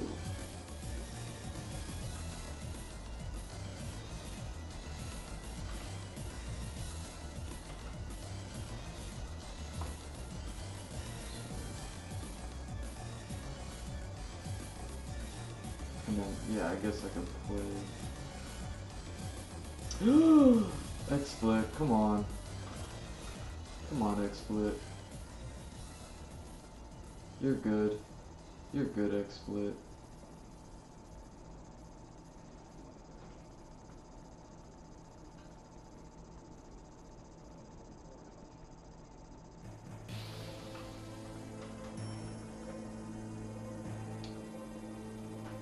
Come on. Come back to me. Come back to me.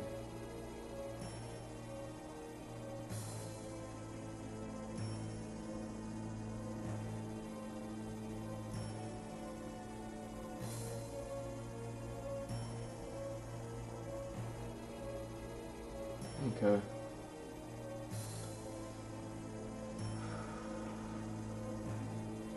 Oh, we're back. You just needed you just needed a second. Oh man.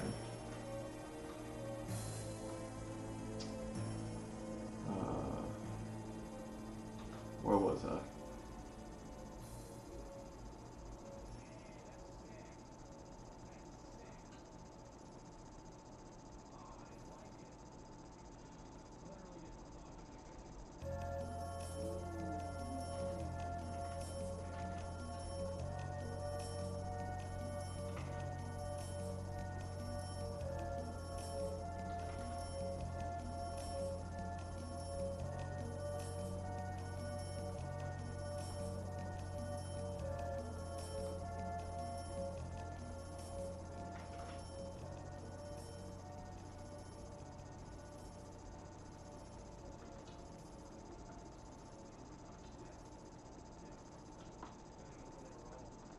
So something like that.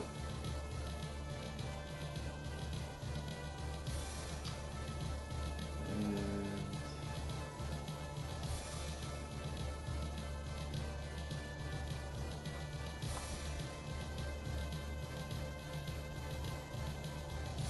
something like that.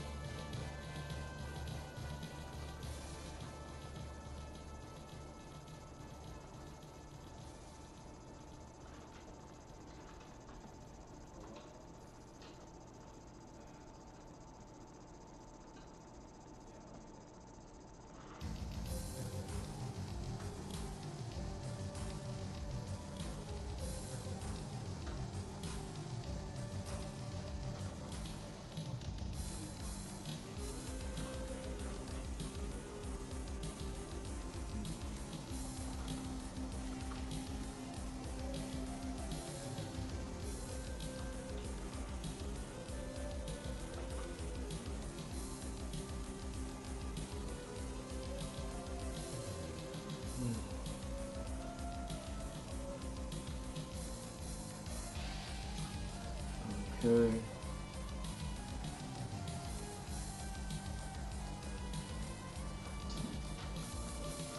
So let's find some semblance of an order for these things.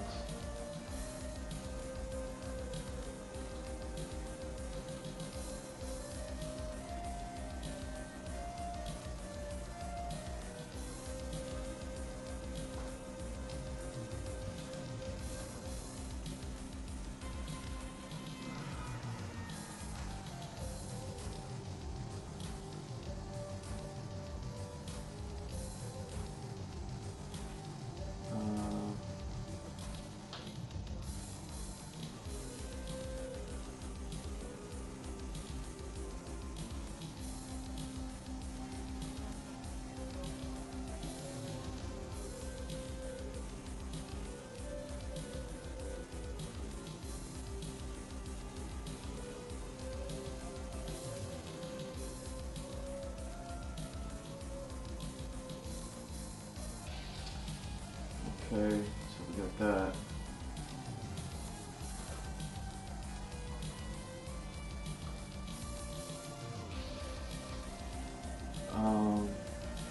Now what?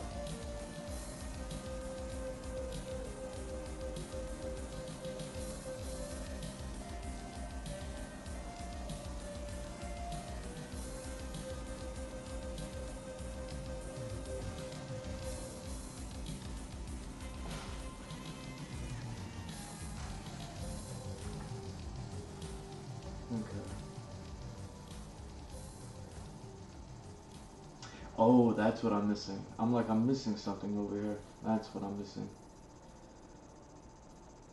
Let's, oh,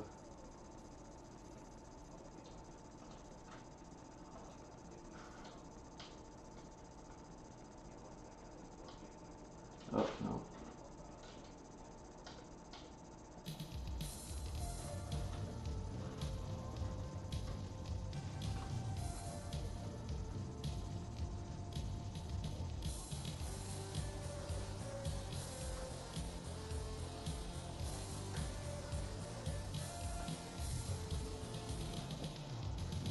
There we go.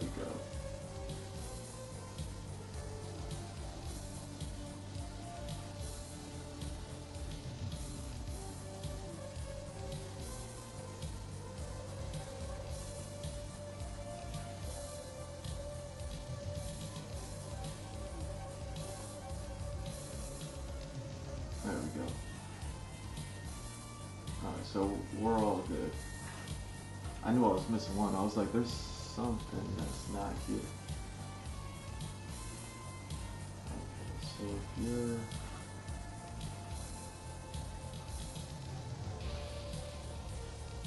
You're at the top. Down here. Maybe?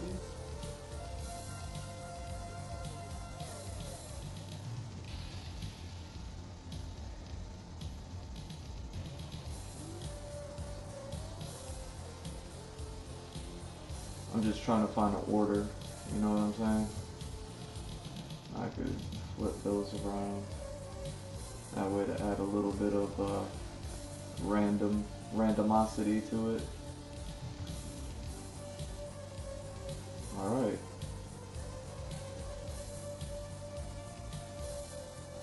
So let's do this now.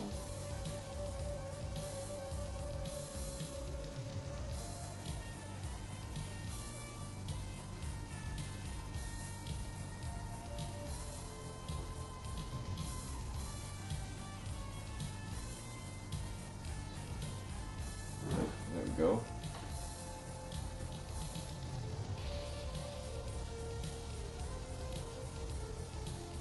Nah, line up. Line up. There we go. So now we got a decent setup here. So now the only thing I might be able to think of is something.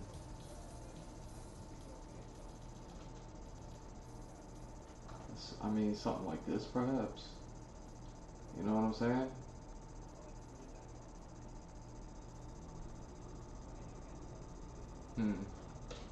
I don't think so, right? I don't think we need all that. I think we're good here. What do we got? 7? 1, 2, 3, 4, 5, 6, 7, 8. 8's a good number. So let's do this now.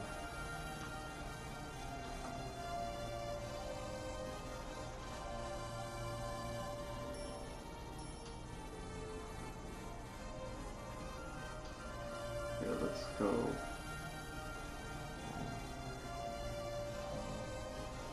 And we'll put that like that.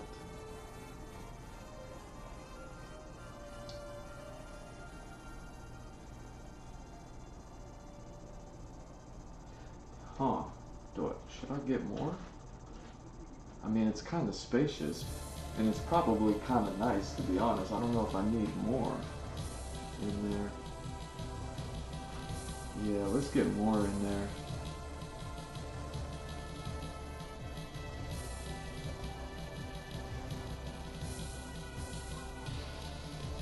So now we can do it like this.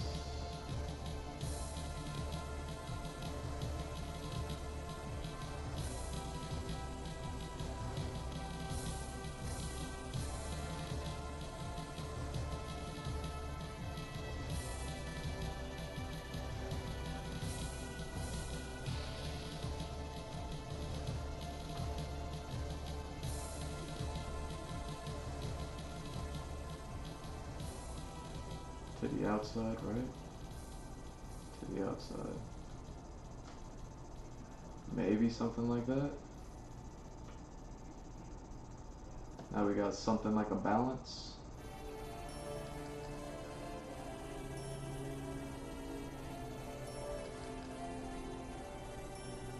See what I'm saying? Anyway, so what, we got the blue and pink on the red, and then we're gonna get the pink and the red on the blue.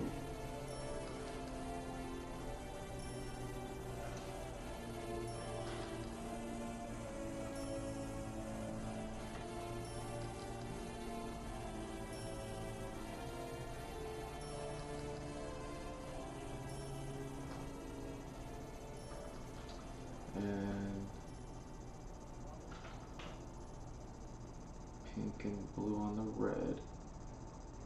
Red and pink on the blue. So I need to do this. Red and pink on the blue.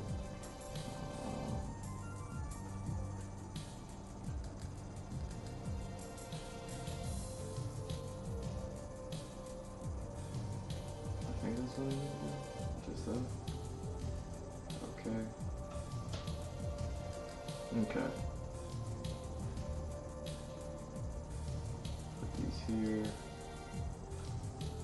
Put those there.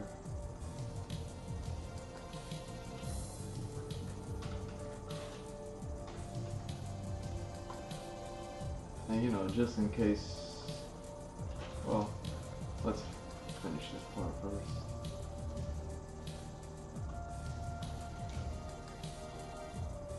Those are centered. These are centered. I mean, I could even like flip these. Well, actually the inside is going to be upside down, so let's flip this one.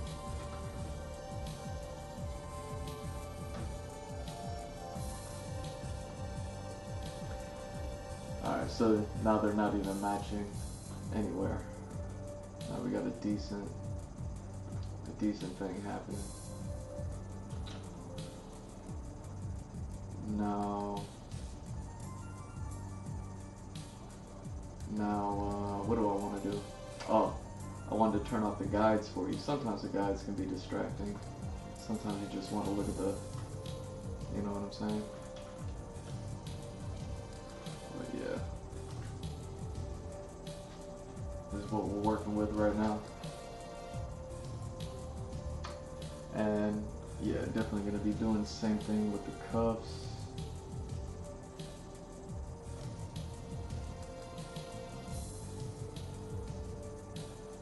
So we can get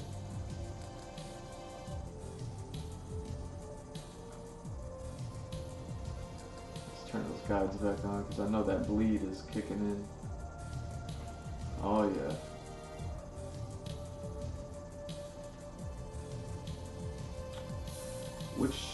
So if I could only fit 3, is there any special 3?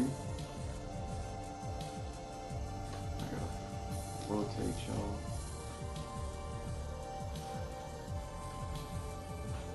Like, what happens if I just align y'all and see what falls in the middle? Yeah, we'll just let that fall in the middle, right? Kind of just let that one rock.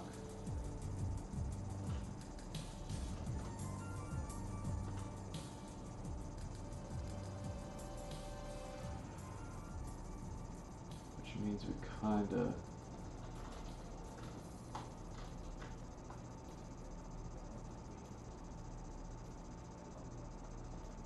of don't need these no more.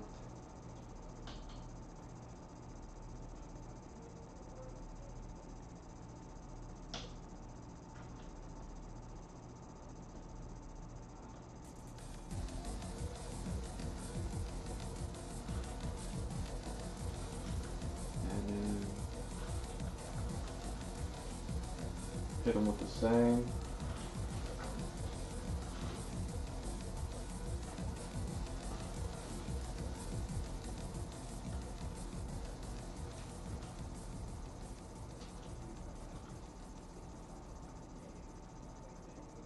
Hit them with the same over there.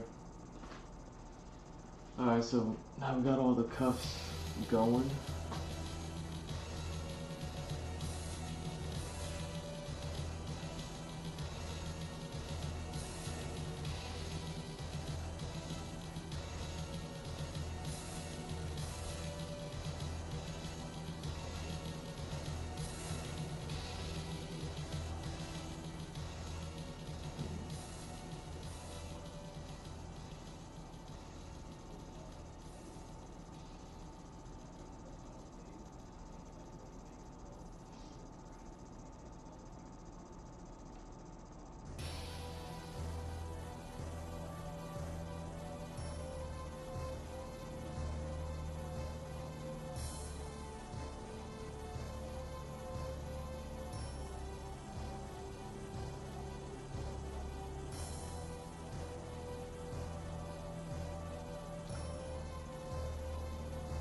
trying to see if there's anything else.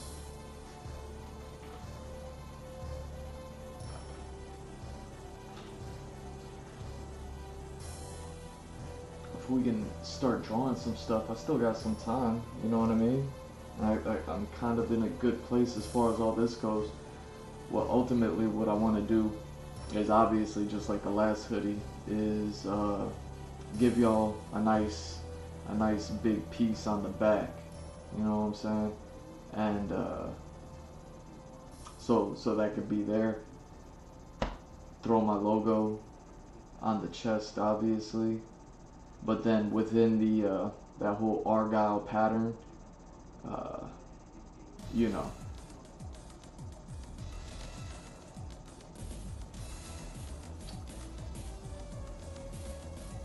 within that Argyle pattern, throw little pictures in there. And that's kind of the stuff that I need to sketch out, is kind of what pictures do I want to throw in there. Like little icons, little somethings. But I kind of already have the idea for the big back image. So maybe while I'm doing the big back image, I'll start getting ideas for the little icons to kind of pepper into the Argyle pattern. And then I'll just like kind of hand place those. You know, I was kind of wondering if I needed to put it into the fit those little depictions into the pattern itself, but I'm kind of feeling it like this, you know.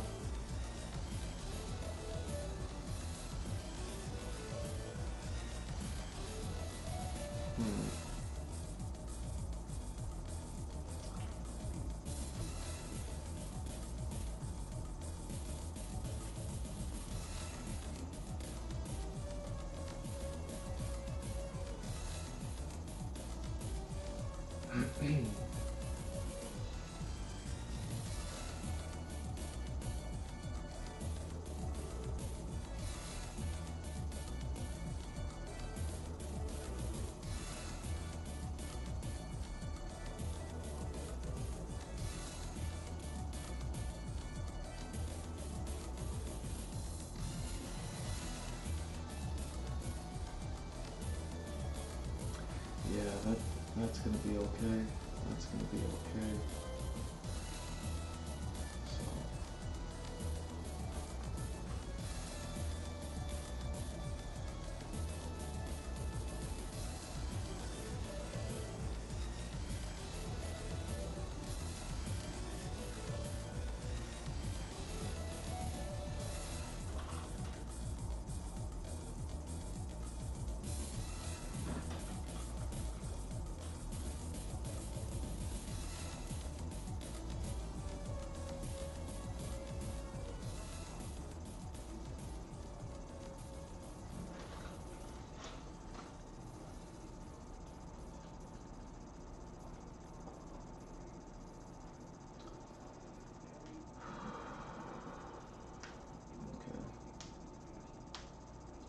Alright.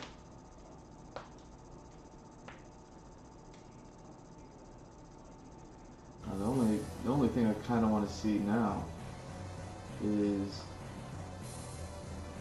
if I want to go with maroon or red. I'm not mad at the maroon, to be honest with you. But the color should be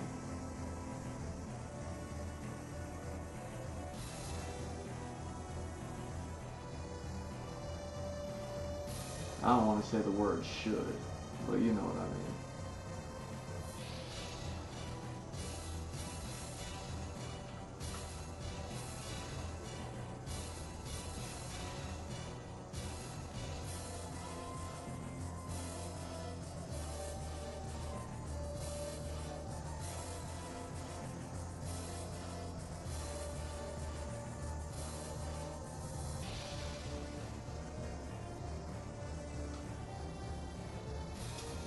Yeah, I think that's everything.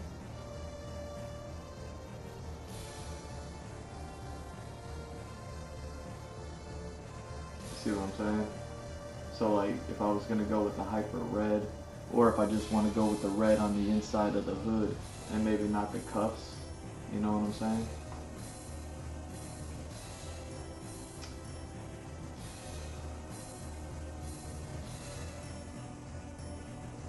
So that's what it was.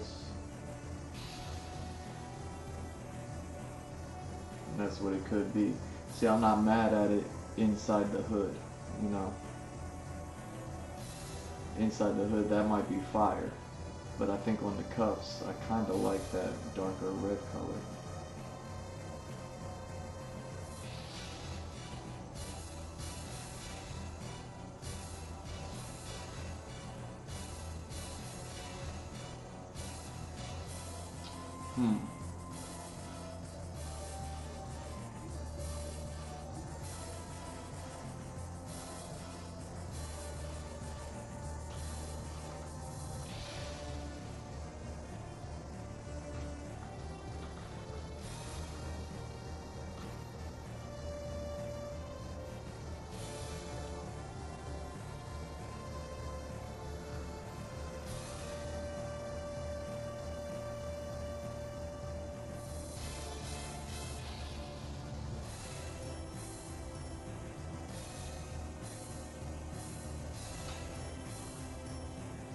Alright, so yeah, if anything, I could start doing some sketches on that big back piece, but it's not going to be anything crazy. You know, it's just going to be me throwing some pencil sketches down until I render a layout that works well. Now the goal with that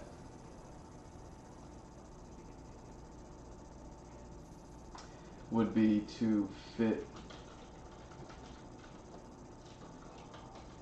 a design basically on this back piece right here, like so anywhere like along here, so you know, just a bit thinner at the top, thicker down at the bottom perhaps, unless I just do one, you know, more portrait layout sort of thing, you know what I'm saying, and then just let that rest on top of the argyle,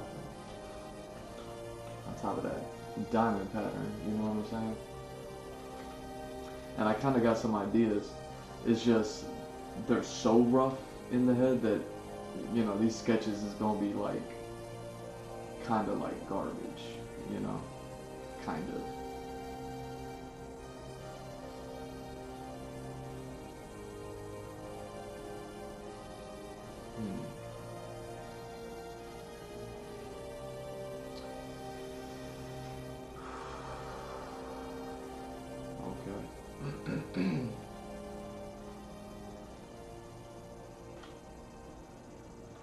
And something that I wanted to do is just check to see if there's like a darker green option instead of throwing the blue in the dookie chain pattern. Like I can get like a darker green color perhaps.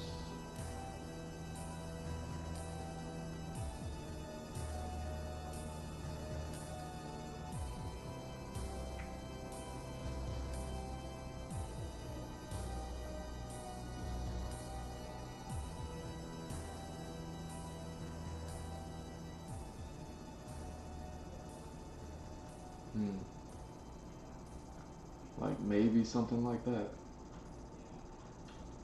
And let's see what that does to the dookie chain, because the dookie chain is kind of cold chilling with that, with the blue in there.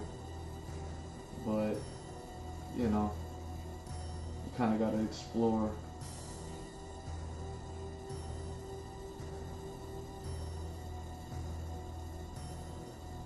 Just because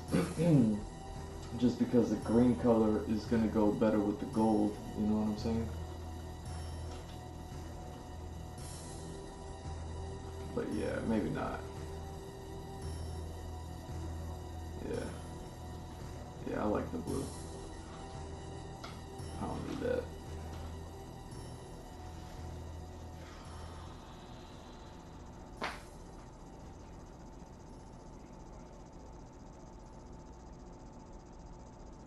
Okay.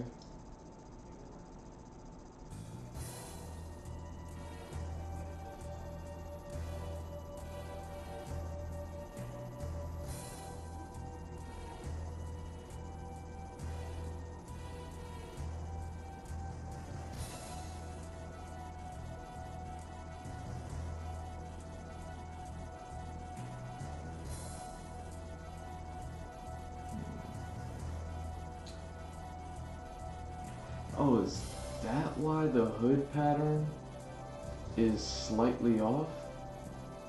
See, this is the problem with working with people's templates. See, the hood is slightly to the right, which means, you know, from the body pieces.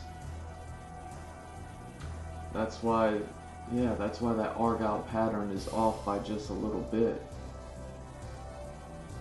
It's because it's misaligned. Why is that? Is it not centered? I mean, it's centered. And then that's centered. So it's the back that's not centered. Yeah, these little back pieces on the template are just a little bit off. Like maybe only an inch or two, maybe, you know? Well, you know what I mean? That's actually a lot to be off by, to be misaligned by. But I mean, when you're working with companies and you're working with their templates, you can't really just decide. You know, you kind of got to just work with their setup. But you know what I mean? Like this is where I come in, you know, as a professional. And if I was like working within that company, like I worked for them, I would go to them and be like, yo, check this out. Or I would just fix it myself and then proceed forward and, you know, never have any problems. Like that little bit of the Argyle pattern not lining up perfectly on the head or on the hood. But yeah, you know, these are just those things that happen. I think everything's cool though, as far as, you know what I mean, the patterns being centered on the sleeves just as much. That's kind of like why the sleeve on the right sleeve is, which is going to be the sleeve that you see on screen left, that's the right sleeve, is just slightly off as well. So that Argyle pattern in the hood is just slightly off, and the pattern right there on the sleeve is slightly off. So let me do this. Now that I know that much, let's take just the hood and just that sleeve, and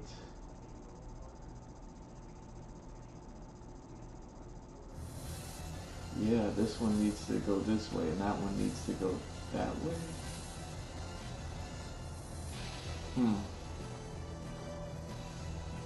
Let's just do this.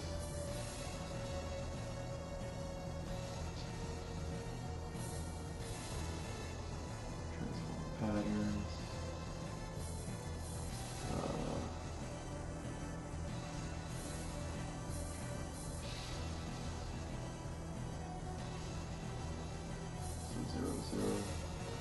Hit OK. Because remember, it was only off by a little bit. Oh, come on. Alright, and now let's not transform patterns.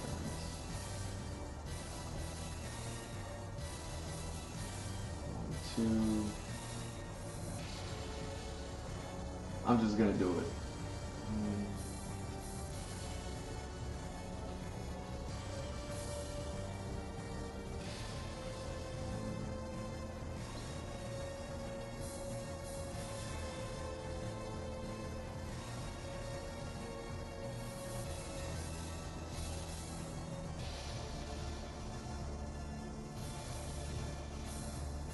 Okay,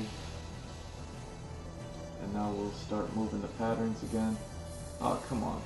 Really, XSplit? You still don't want to kick back in?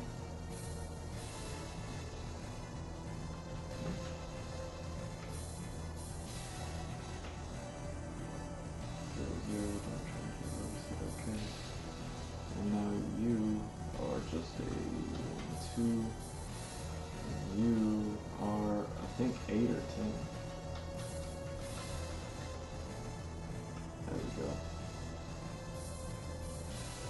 Yeah, I think that's alright. It'll line up a little bit better. It's just these templates misaligning like that. I mean,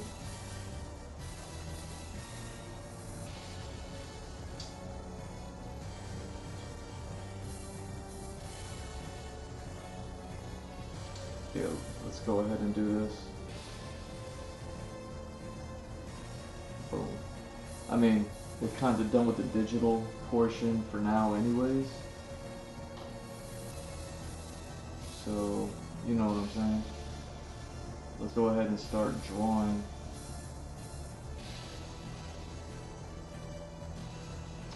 Dang, expert, you down bad.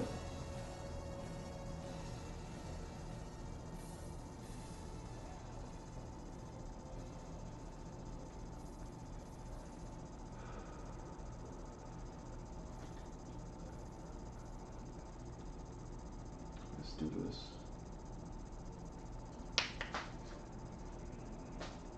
So yeah, we're gonna switch over to doing some art sketches. Like I said, I want to kind of start sketching out that bit for the that bit for the back. Are we back? Sorry.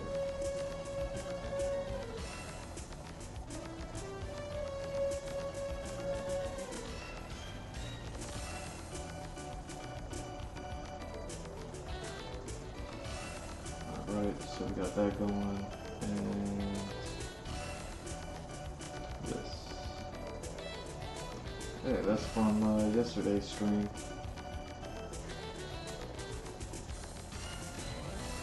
So now we're going to keep the digital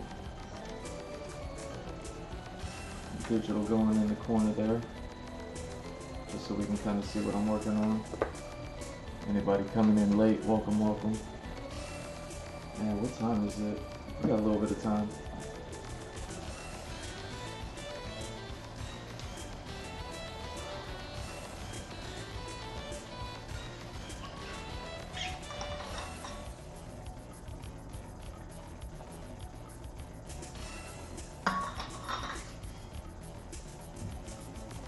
Alright.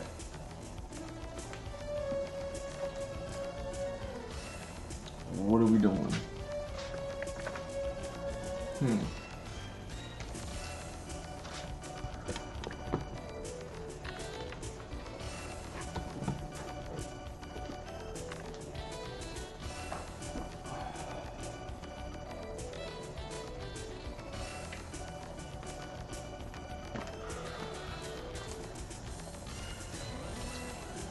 Let's see.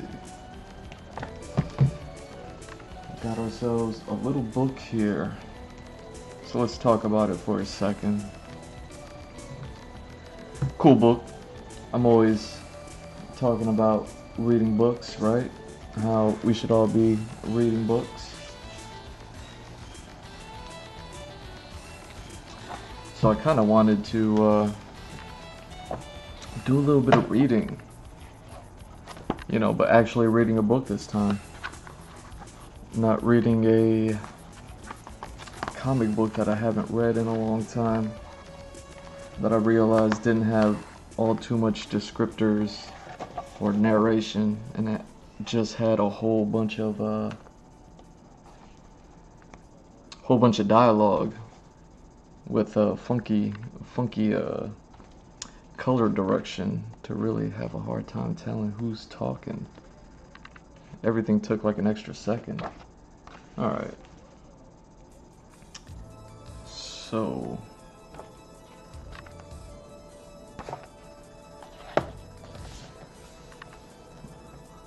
let's read about House Castle.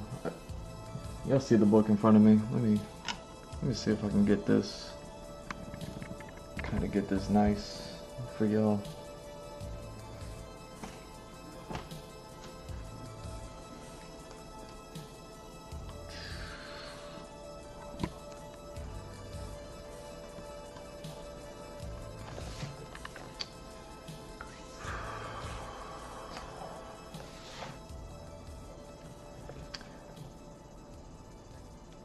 Alright.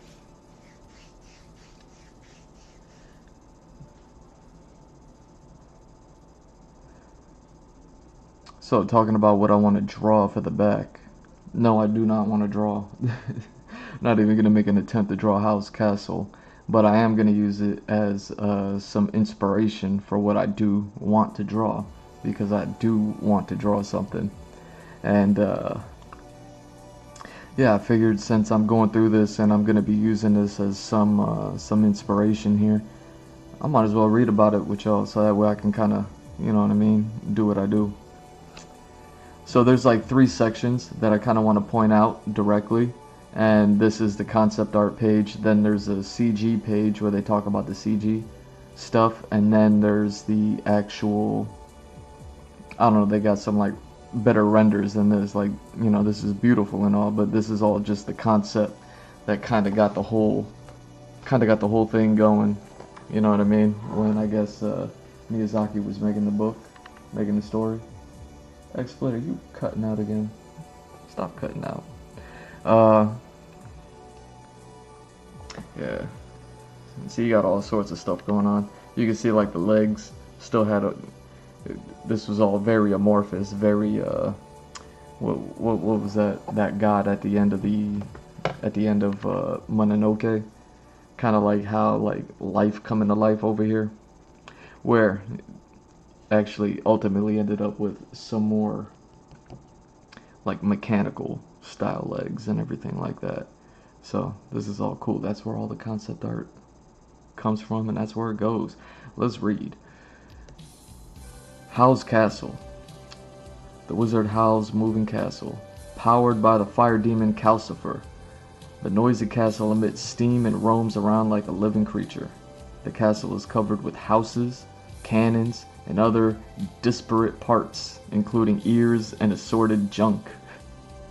The interior includes a living room, kitchen, bedrooms for Howl and Markle, and a bathroom.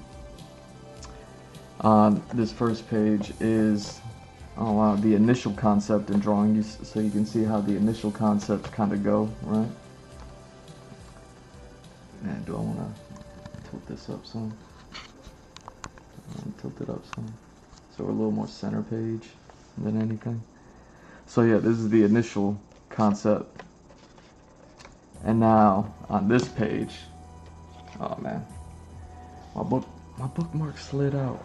See, I be reading books behind the scenes, and then on this page we got the contrast between Howl's Castle and humans. So it's something we call it an index. You know what I'm saying? You can see like the index of if this is kind of like a person. It's an old lady, so maybe she's like you know, shorter than average height, but still you could see like, okay, old lady next to this big old foot. Same thing with this little sketch here. It's an index. If that's a person, now you can kind of see how big this moving castle is. Designs for the castle's feet, like I was saying, it's a little bit more bird-like. Has like the whole bird anatomy broken down into machine parts. And initial draft of Sophie as an old lady, and that's Sophie. So you can see how she's a little bit more withered here in these earlier concepts. Ultimately ended up going with a different look for her and her old Sophie's old self. Look at that. Some more castle stuff. The thing that always stood out to me was the face.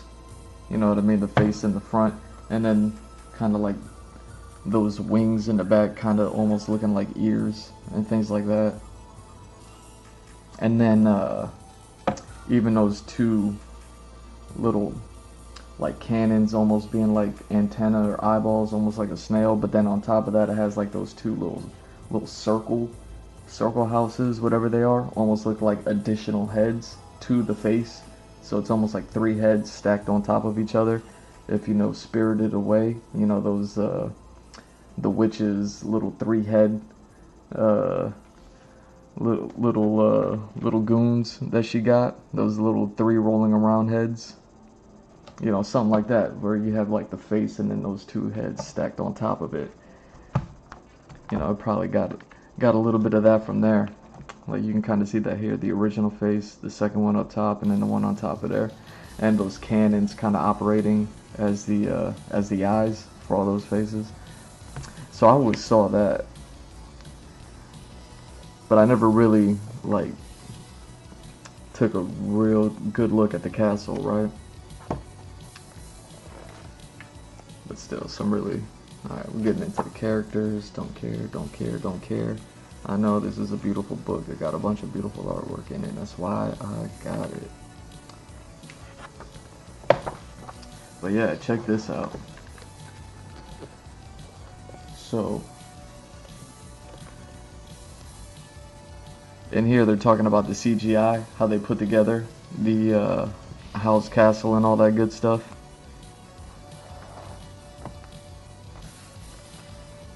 And you can kind of see, like, in the movie it looks like this, right? Like in the movie it's all pieced together, but it's animated and everything's kind of moving around, and you're like, I don't know how they did that. This is how they did it. It's crazy. You know, where today's people might make a 3D model out of it and do all this sort of stuff.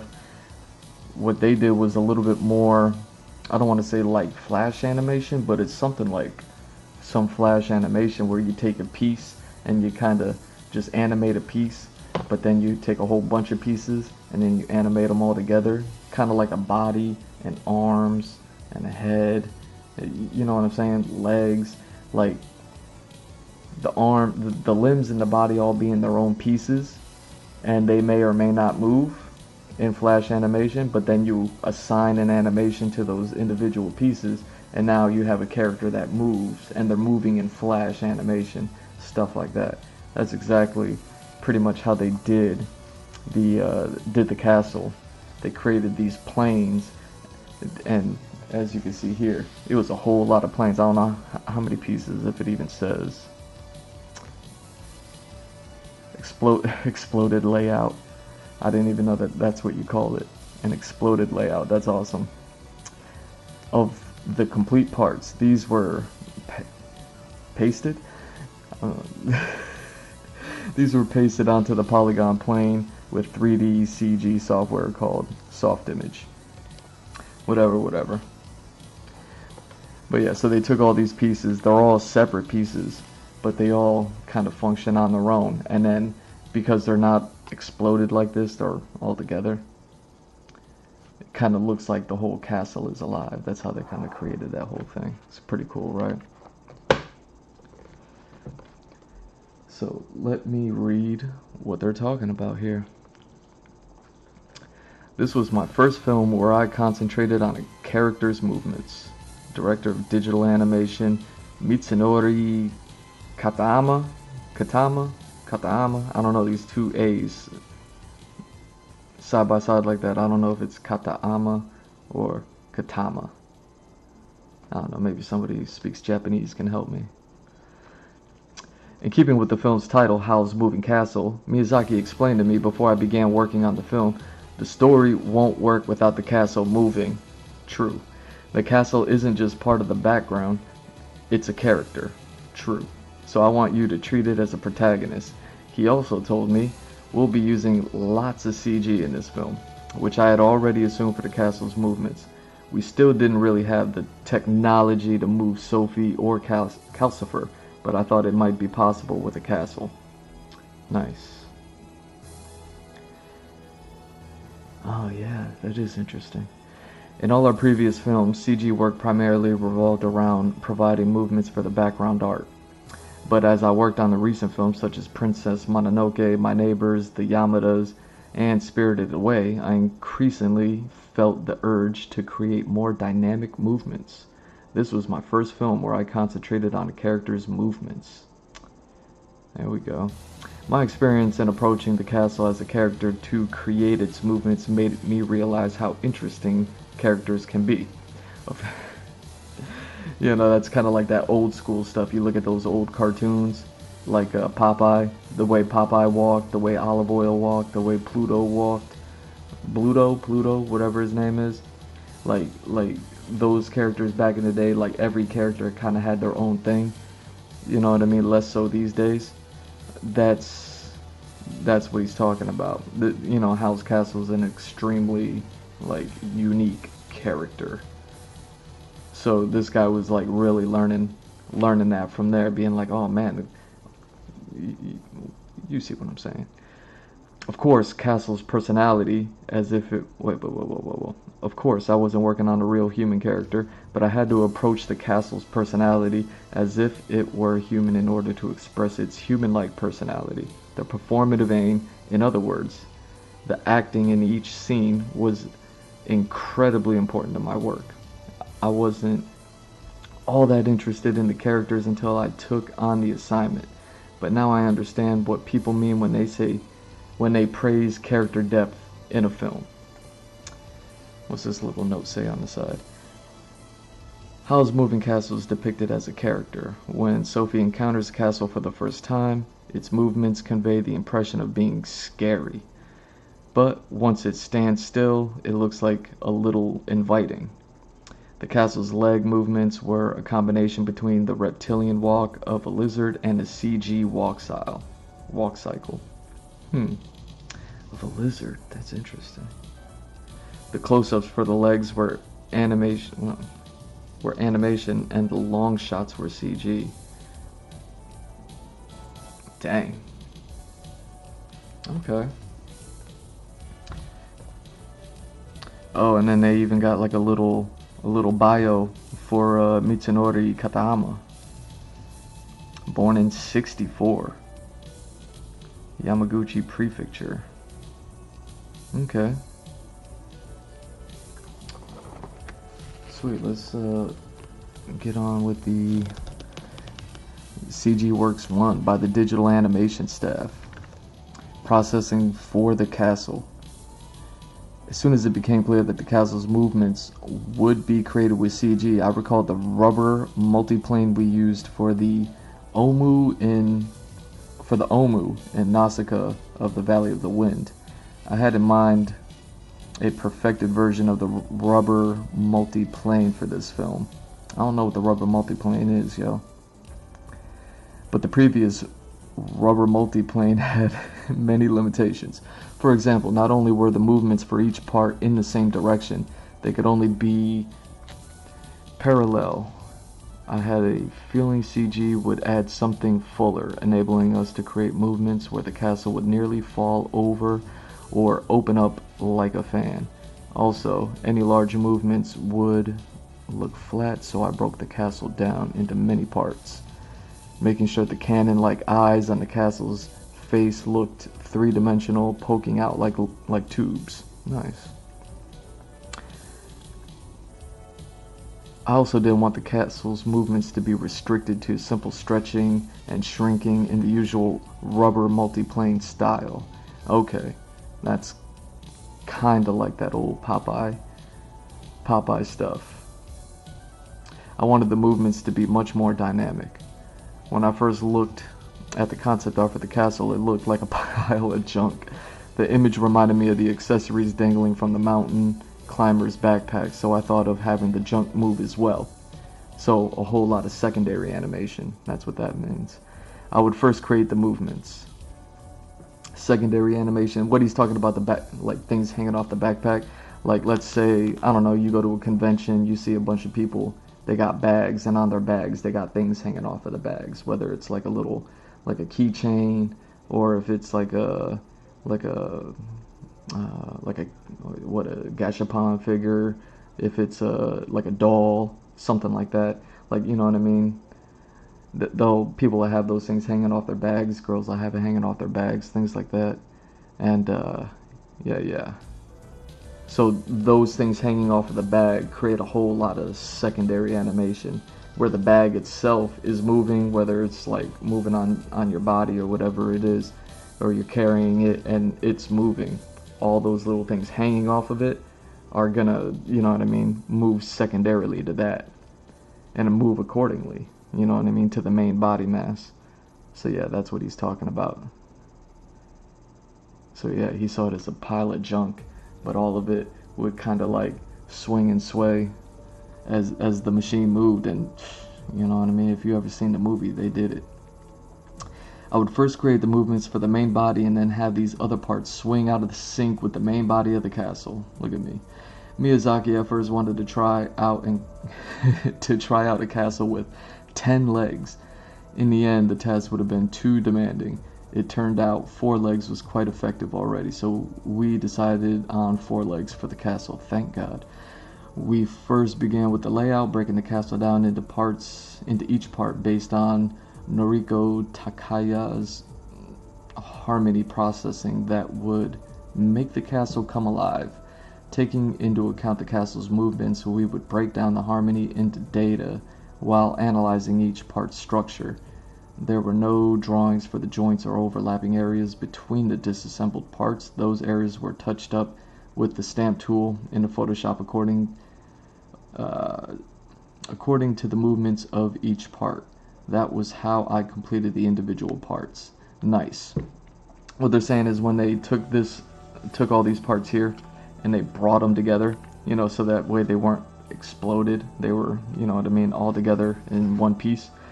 They would all move, you know what I mean? They would all be doing their secondary animation, and because there's these breaks in between everything, it would create a break in the animation sometimes. So they would have to fill those things in, and they did that with Photoshop. That's crazy. These parts were then formed into polygon with 3D CG. I had to pay close attention to the overlaps between each part, clipping and all that. By following the final design, I made sure the parts were overlapped in the right order. Atsushi Okui, the director of digital imaging, was responsible for the castle's steam and smoke, so he added a blur effect. Also, the constant chimney smoke was created during the digital composite stage, so it would match the CG castle movements. Dang.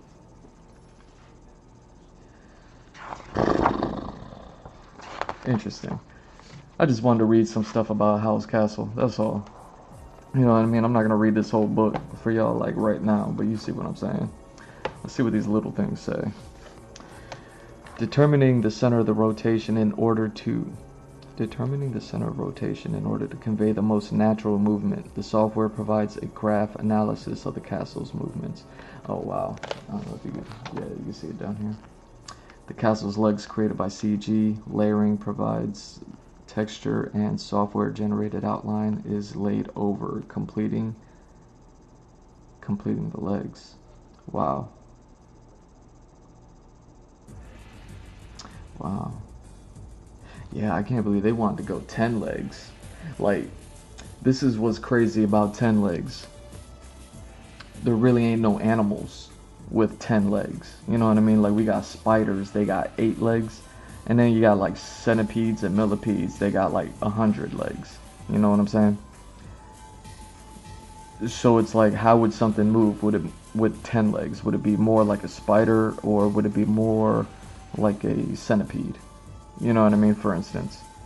And then just imagining if you ever seen a spider walk, you know what I mean, or if you ever seen a centipede walk, how they just, you know what I mean, just kind of scurry like that. You have to animate all that stuff, right? So that's already a lot of animation, but then the body movement and everything like that is also going to be affected, like the main mass of body. How does that move alongside, you know, when you have 10 legs? So, and then you have all this additional secondary animation happening after that. So it's like trying to figure all that sort of stuff out would be crazy. It's kind of like, you know what I mean, having a car, having a bicycle with 2 wheels go over a hill, having a car with 4 wheels go over a hill, and then having a tank with tank tracks go over a hill. Like, they're all gonna kind of hit different. You know what I'm saying? So those 10 legs, that would have been nuts.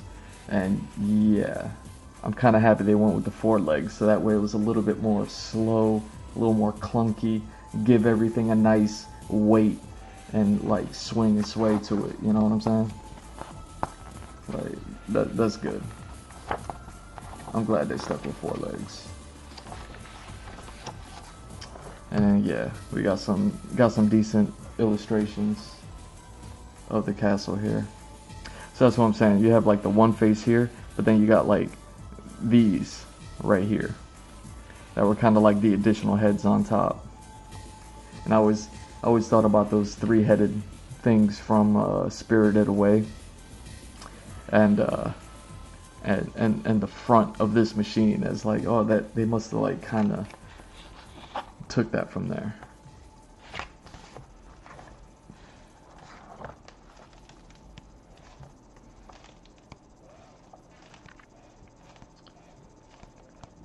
But obviously make it their own, you know what I'm saying?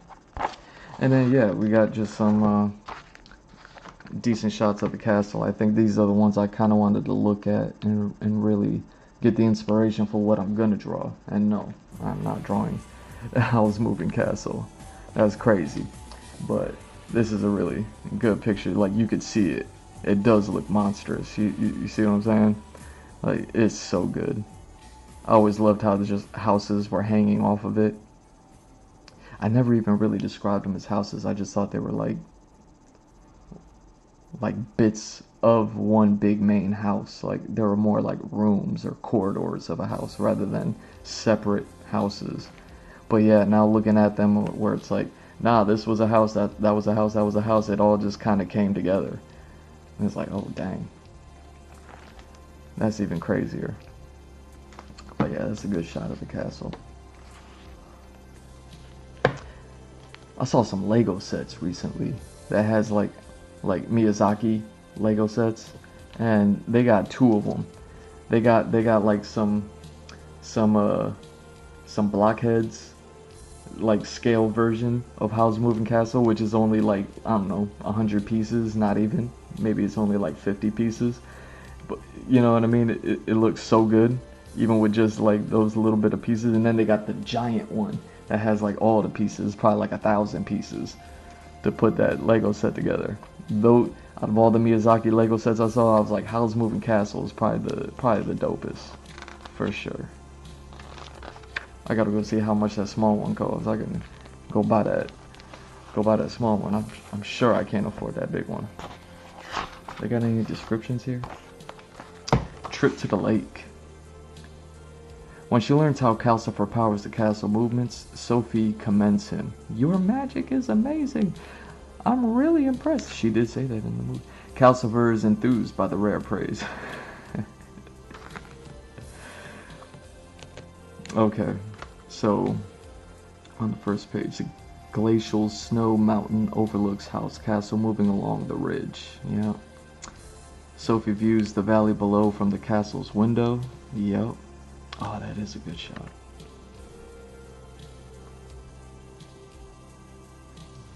I got something like that in my story, and I was like drawing valleys. I haven't gotten around to showing anybody anything about that, so I'm kind of giving y'all a sneak peek. But there's like mountains and valleys and stuff that I've been working on. And yeah. So I was like working on angles in order to really show off the valley. You know what I'm saying? As the characters were moving through the mountains. That's a good shot. You know what I mean? I've just been doing pencil sketches in a notebook, or ink sketches in a notebook. So like to kind of see something that's rendered is nice. A small stream and a flock of Siro? Oh, that must be what those animals are. After being stuck to the castle, Turnip joins the procession. Turnip.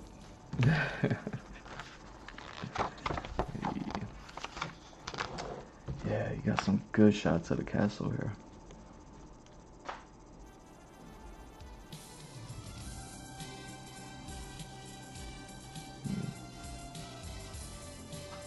Star Lake. Sophie dries her washing by the Star Lake with Markle and Turnip's help. Man, what Turnip doing? Sophie has never felt so peaceful until the afternoon she spends by the beautiful lake.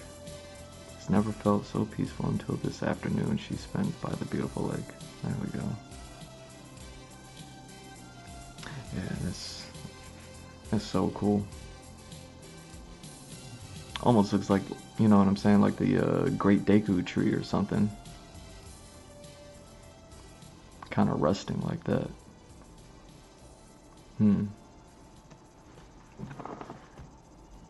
Is that why everybody wants Miyazaki to work on a Zelda movie? Yeah.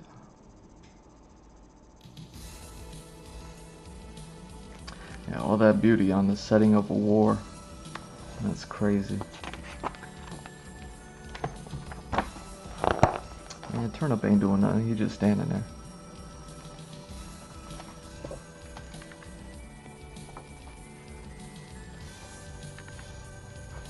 Yeah, this stuff was always cool to me. Those flying castles and stuff. So I wonder if this... Nah. Because they were talking about Nausicaa. So I thought maybe they were talking about that. But... Alright, so I think that was it. I think that was everything. I just wanted to kind of talk about the concept of the castle, the CG of the castle, and then, you know, some really decent shots of the castle. But yeah, I think I might keep this book out to the side and just kind of look at the castle for some inspiration while I draw some really bad sketches for y'all. Yeah, that's it.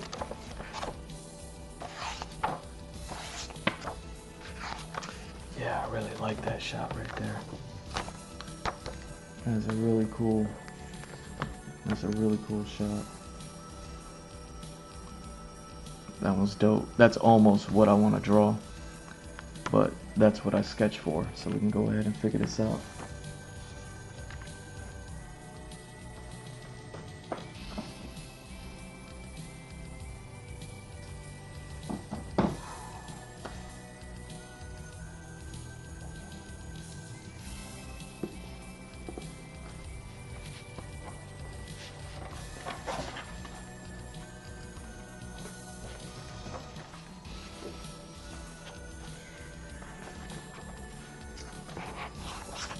Where are we at? There we go.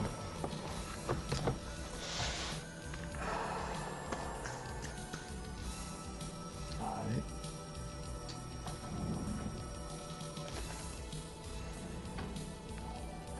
Get my trusty... Hey! Yo, I got notifications? I didn't even... I knew I turned my notifications on. Hey, what's up, Mini Scribbler? What's happening? Dude, that's the first time I ever heard a notification. I've been streaming for years. I was like, hold on.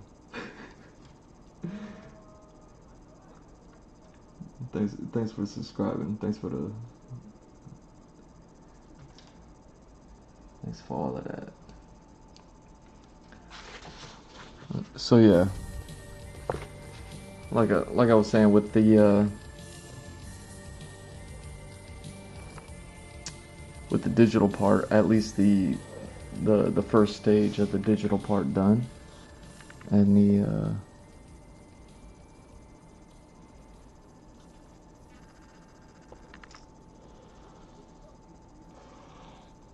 I gotta get some sketches going now.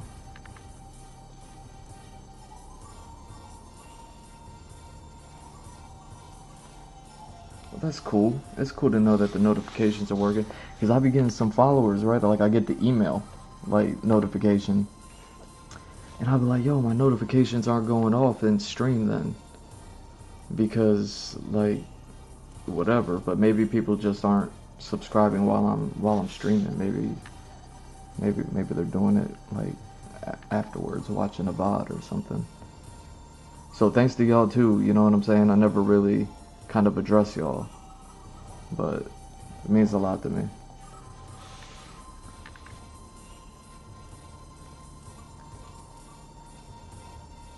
And, you know, hopefully that's cool.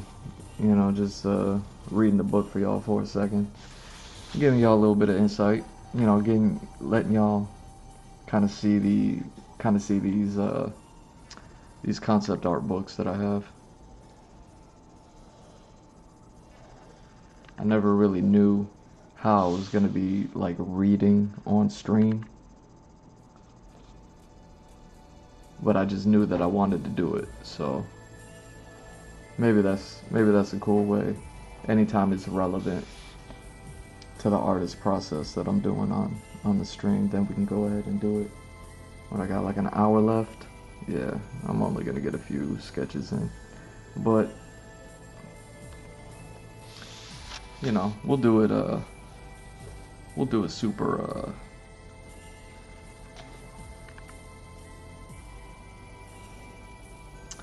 super loose, super fast, just trying to get the idea out.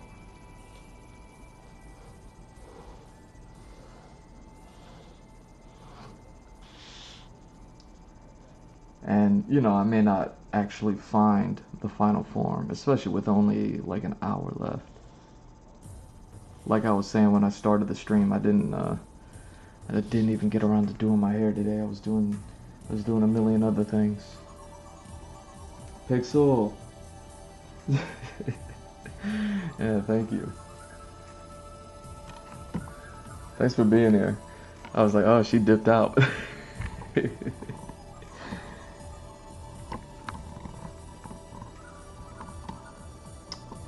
Let's see where we at.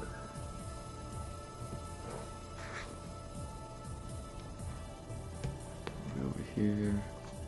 I gotta tilt you up some. Oh man, I'm not gonna be able to see the focus like this unless I move this around.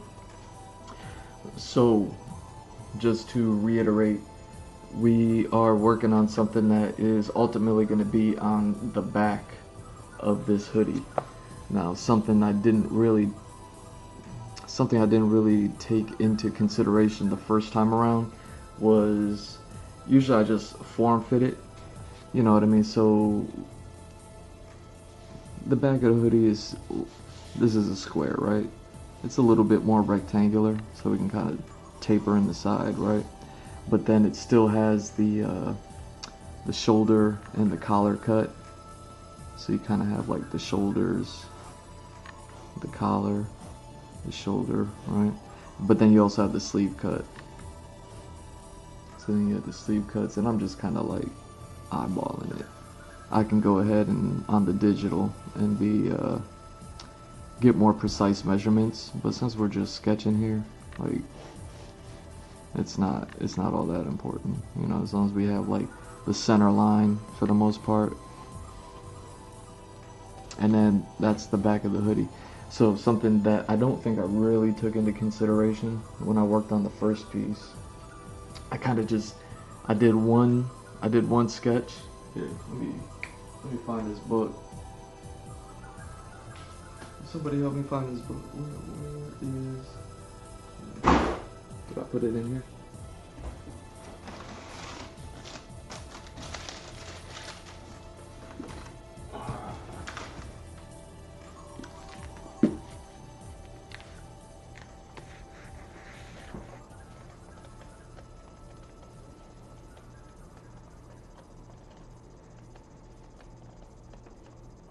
Alright, where's it at?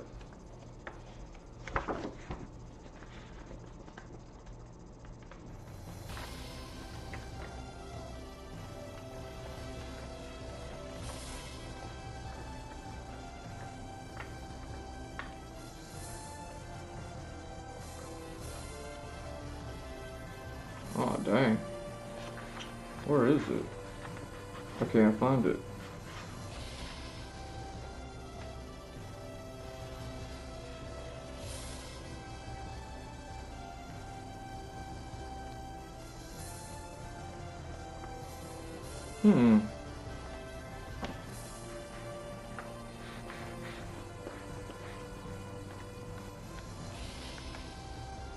Oh, I wonder if it's within those closed pages that I have.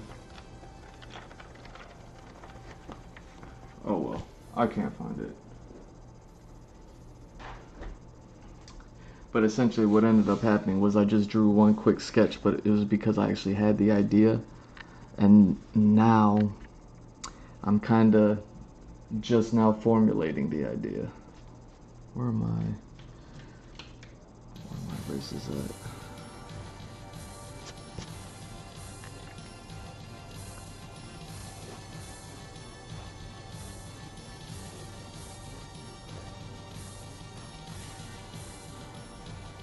So with the hoodie, the hood's not always going to be up.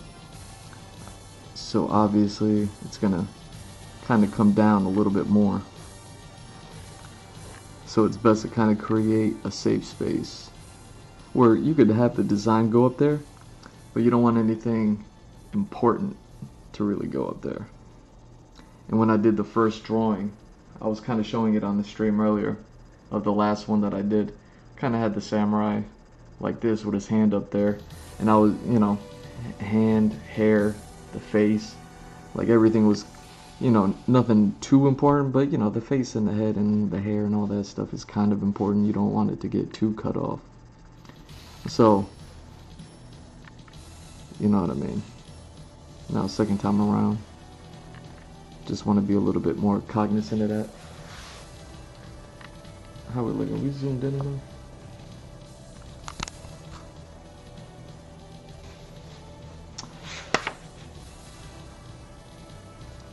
So there's a few ways I can go about doing this.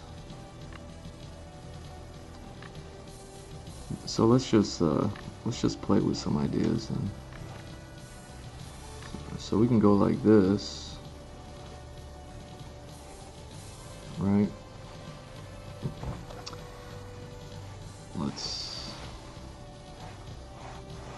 Let's do a few. You know, I don't wanna.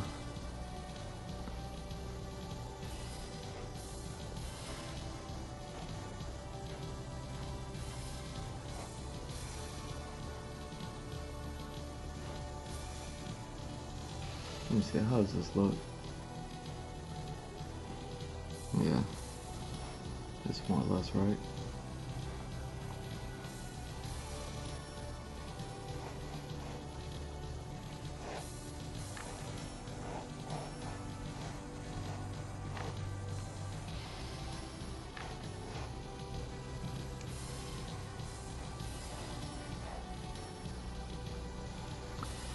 And again, kind of want to keep a little bit extra for that hoodie dropping down. We can do. How does that drawing look?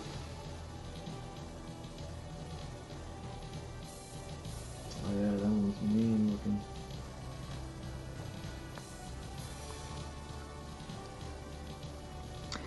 Yeah, I might just keep with that.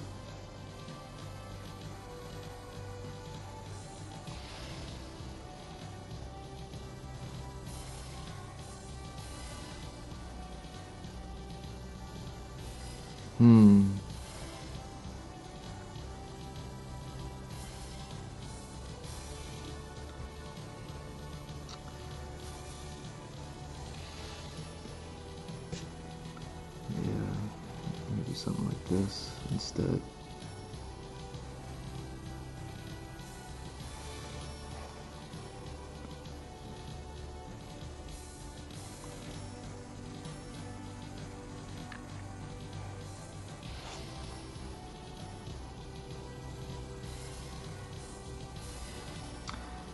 So yeah, we'll see.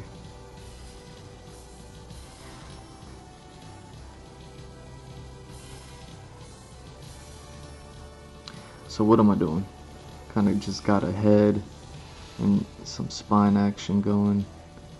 I kind of want to draw something that's a little bit inspired, right? Everything that I've been talking about. And another thing that I'm playing with here is the what is it, the Chinese dragon kind of design. So let's go ahead. You know, it has a little bit more of a serpentine body. It's a little bit appropriate for Year of the Snake, you know what I'm saying?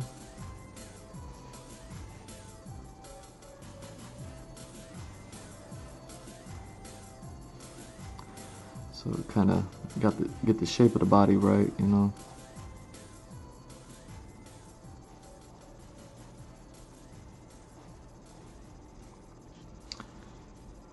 And same thing.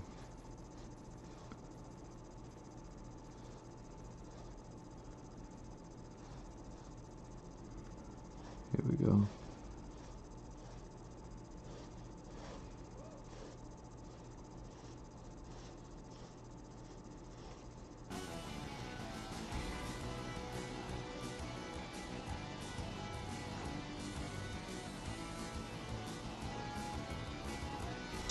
And just like the that Chinese dragon, the legs go down where the body goes down, right? So if we have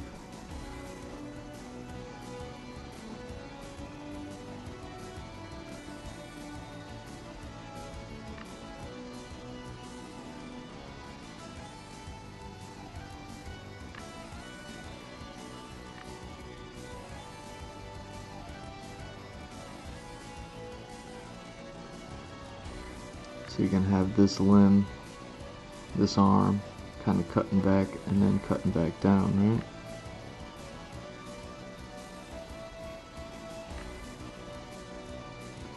And kind of get the claw action going. Same thing.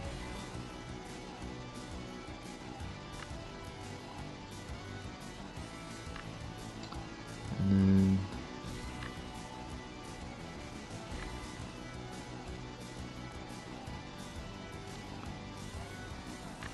just get another one. Another claw action over here for the leg back here. And then this leg, that one's going back, this one's coming forward.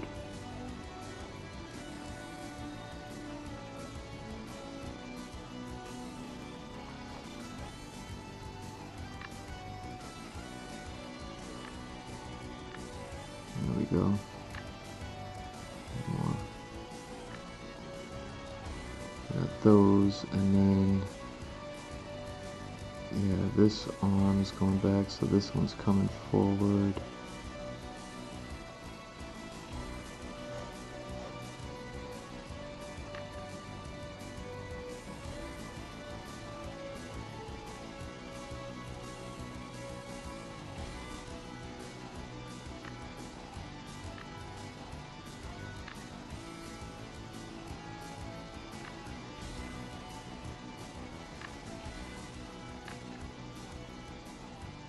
Okay, and we kind of have the tail kind of cut off right over here, and then let all the, I don't know if it's going to be hair or not, like I said, if I'm being inspired by the castle, I might want to throw some more like fish-like fins on it.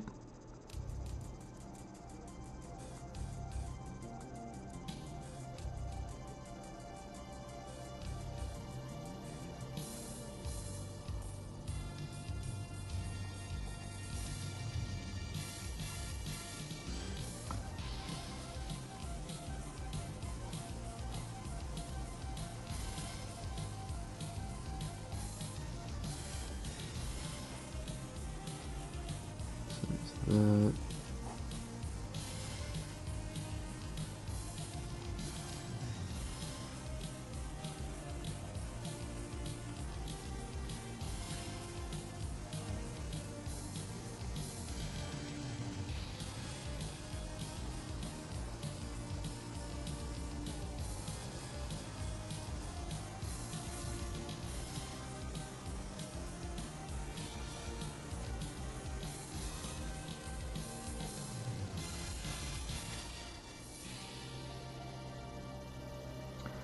And let's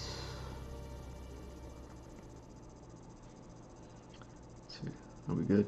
Man, exploit, you're not coming back. I'm not even doing nothing on the computer. I'm not even doing anything on the computer. You're not coming back. Let's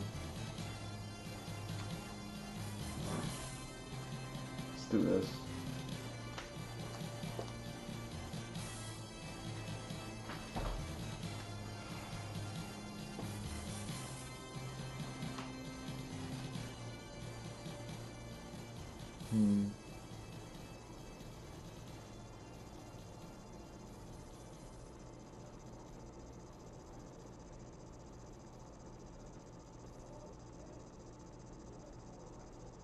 Okay.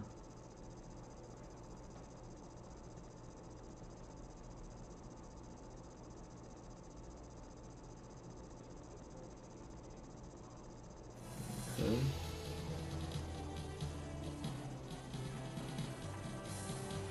Sorry about this, y'all.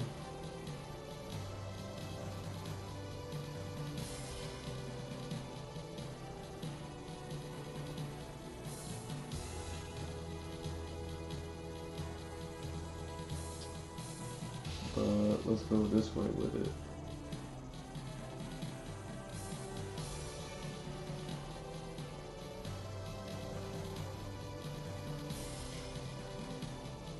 And since I'm done with you, we can close you out now. Yeah, you're already saved, so now we'll close. No, it wasn't too bad.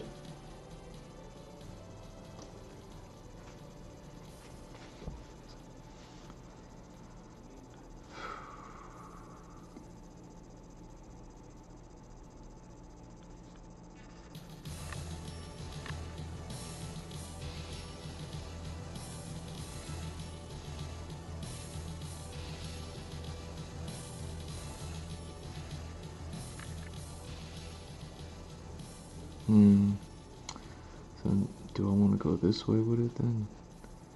With the arms out that way, and then I can bring this one in like that instead.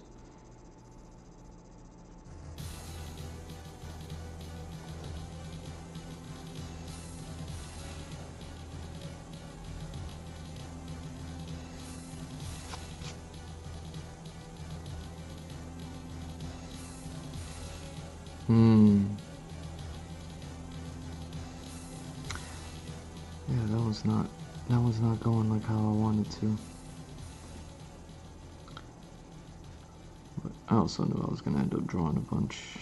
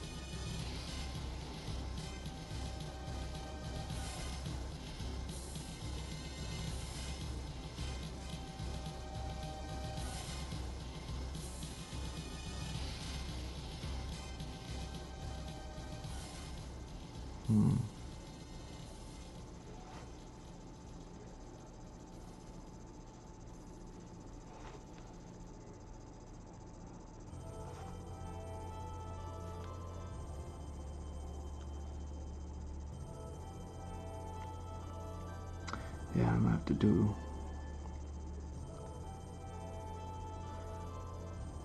I'll have to do better than this.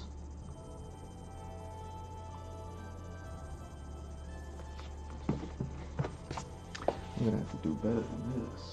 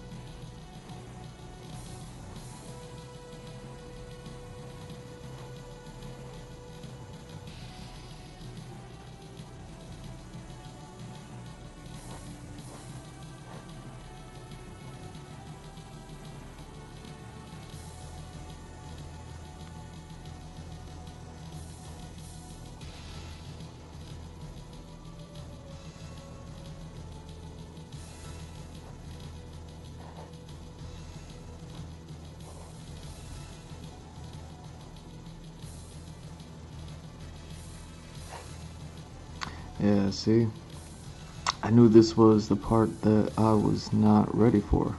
Like, I thought I had some ideas here, but maybe I'm just going about it the wrong way.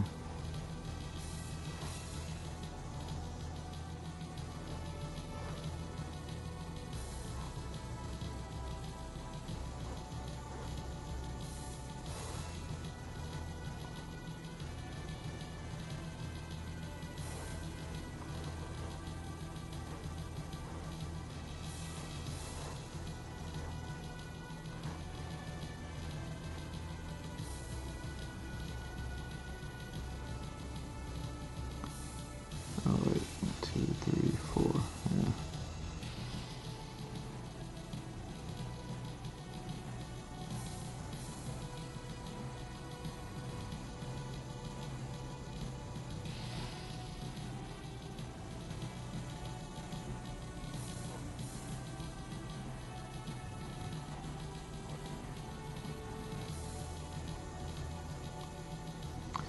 But yeah, this is the reason why I didn't start working on this one yet, was because I wasn't sure about this part, about the illustration on the back.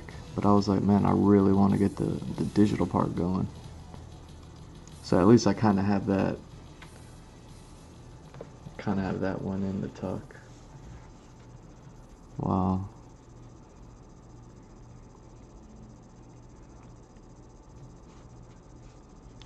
Yeah, see, that one would be more hidden.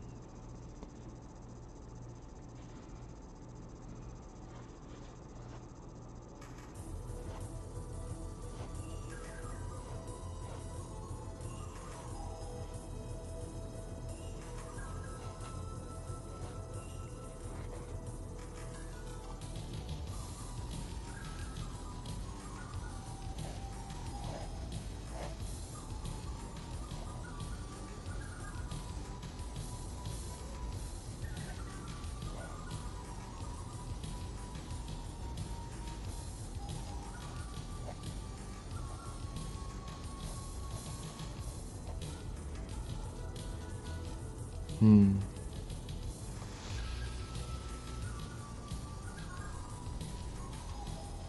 Alright, what am I trying to achieve here?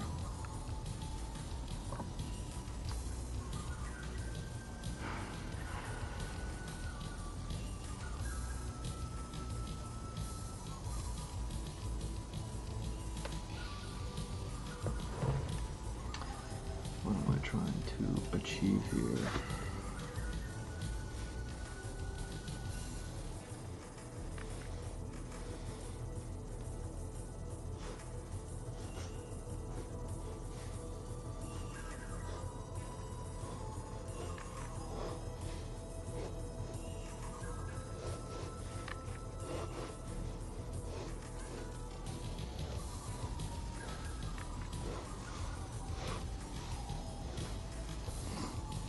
Hmm.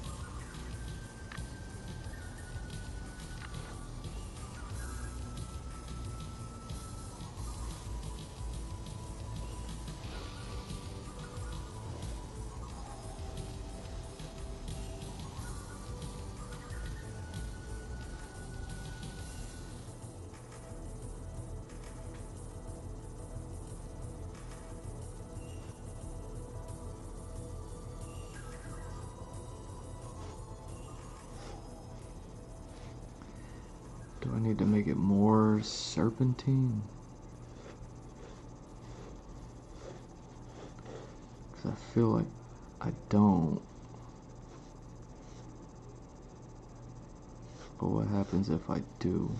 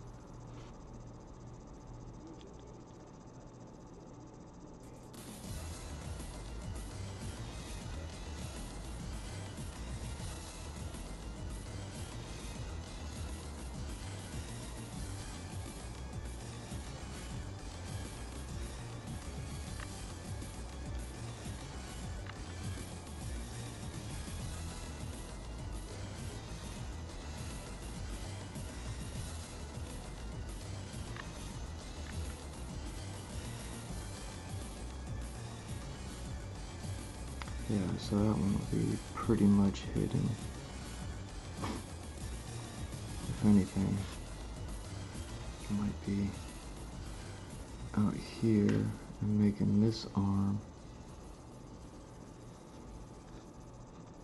more here than anything.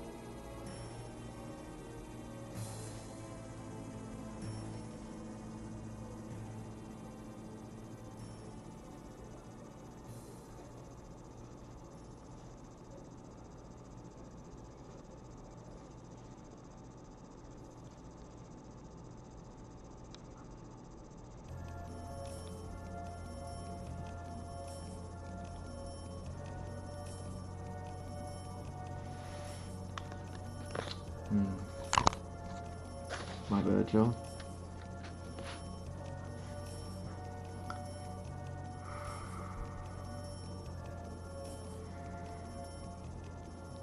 So that foot's forward, this one's back.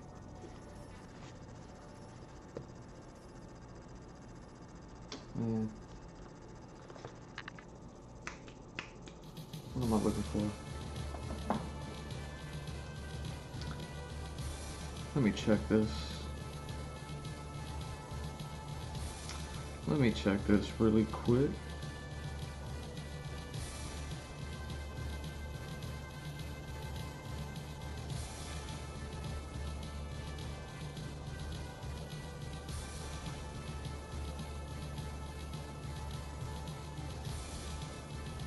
Right.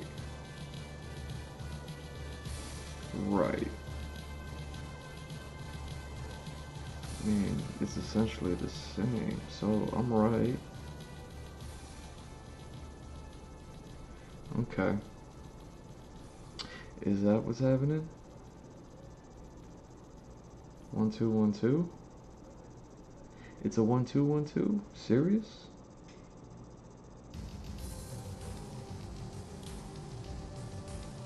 Yeah, see, that's what I thought it was. Like that one. But that one's 1 2 1 2.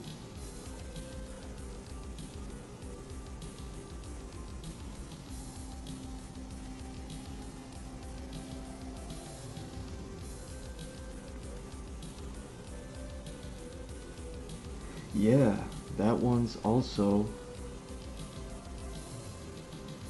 That one's like how I thought. Alright, so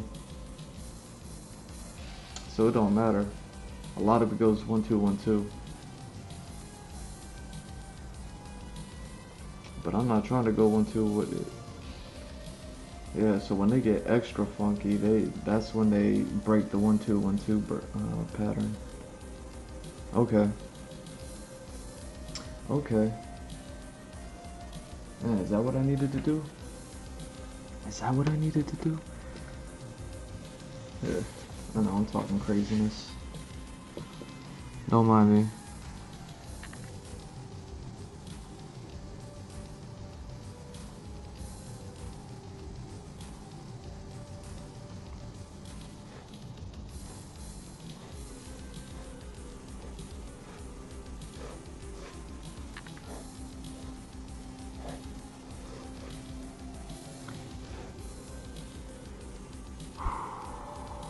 Let's see if I can.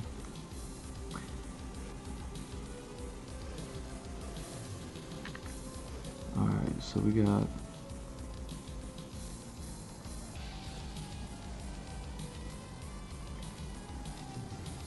So if we got this design, and I need to go And I want to go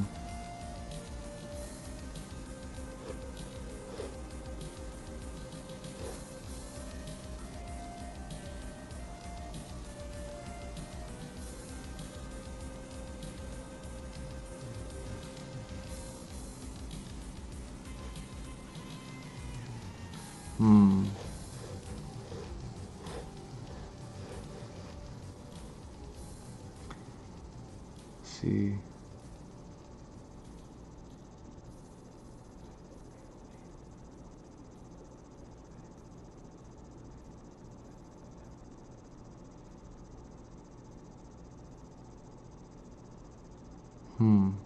This is interesting. There's not enough space here with this layout. I need to think bigger.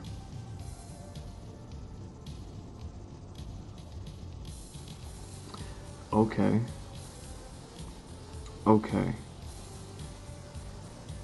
Is that what it is? Let me try this out.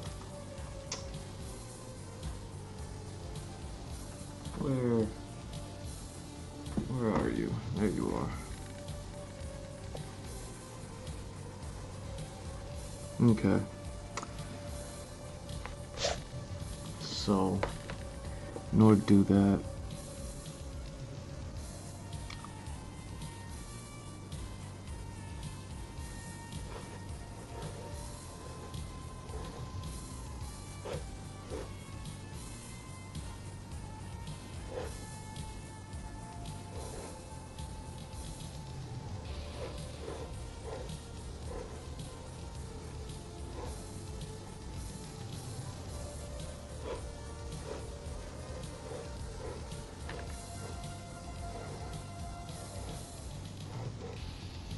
here we go. Okay, so don't do the 1 2 1 2. We are going this way with it.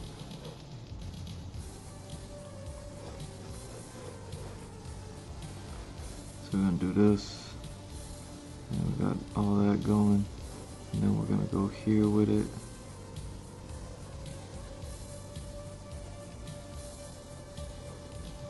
And then, so that's 1 2 3, and then here we're gonna go forward here, so forward and back. And then on this side, we're gonna go back and forward, but does it? Yeah, okay. I know I'm talking craziness to myself now. Oh, are we still lined up? Okay.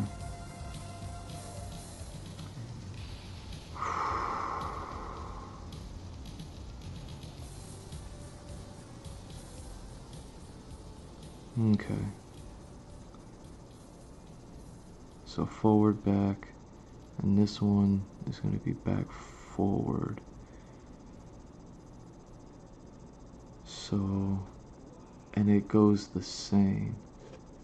So just like that, and like that, and like, that's going to shoot. So forward, back, this one's going to go back.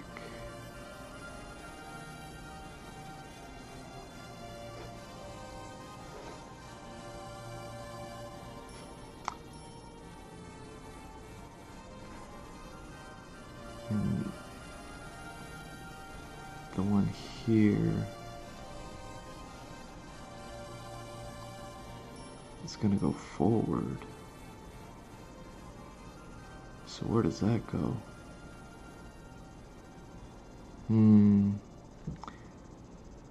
If you're gonna go back,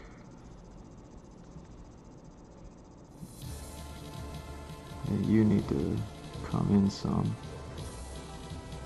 Don't worry, I'll straighten all this stuff out as soon as I figure it out.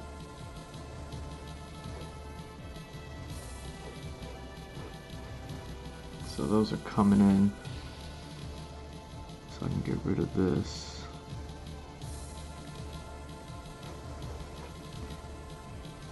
You're going back. Okay.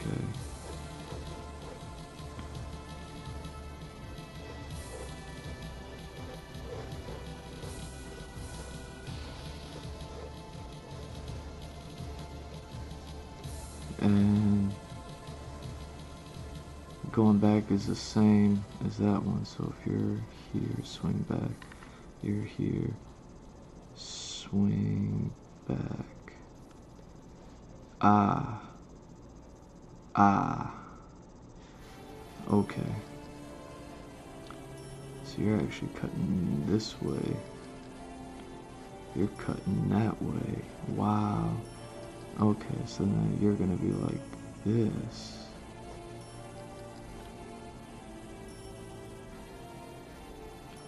And you are that way.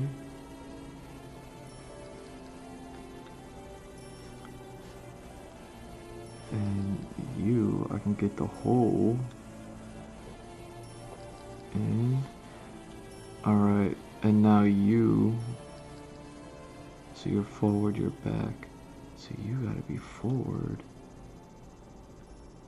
Wow. And you're gonna be hidden. Forward, bum. You're gonna be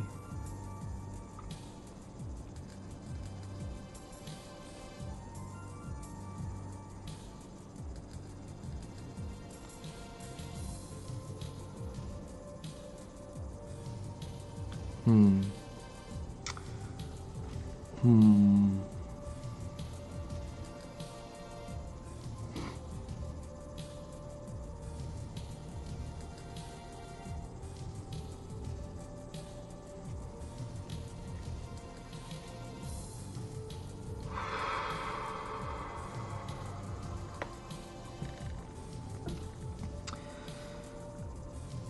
Forward, back.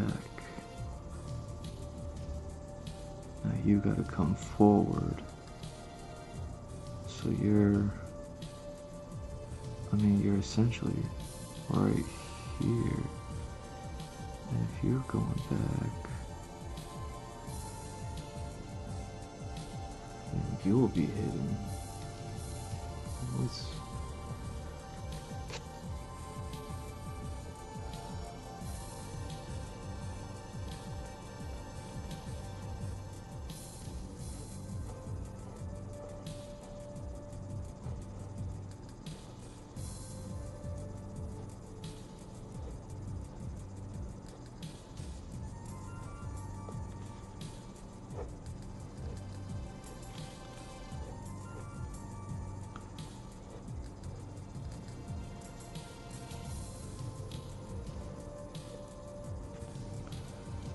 okay.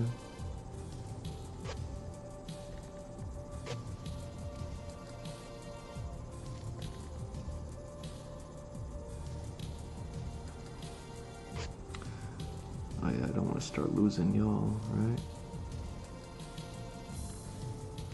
Because you are gonna have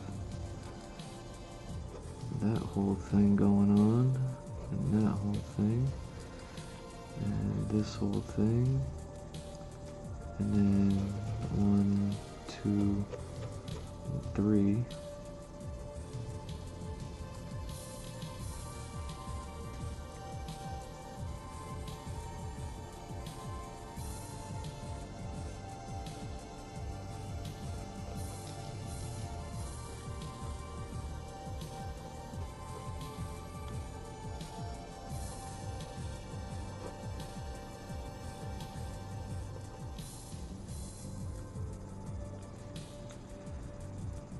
Okay. So if you're 1, 2, and 3, and you're going to be coming off of that.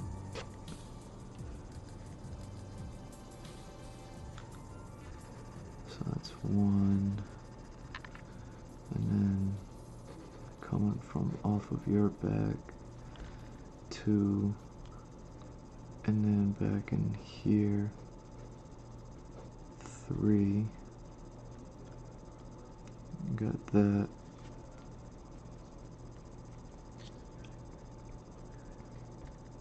I don't even need to do that because I got I got those.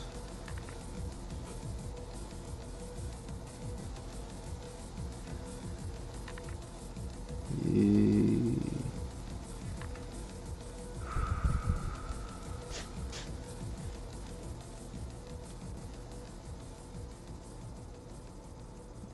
Now which way?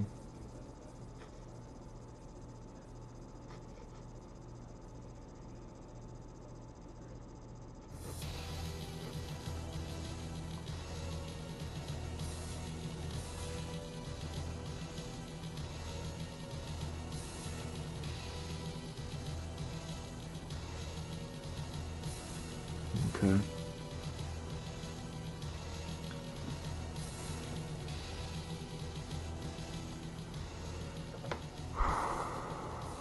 So there's that. And now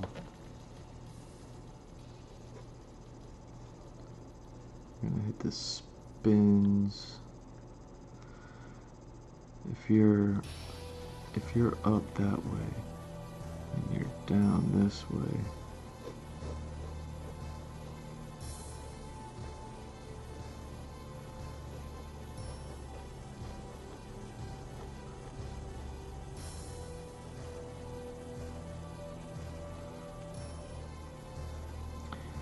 so there's that. Now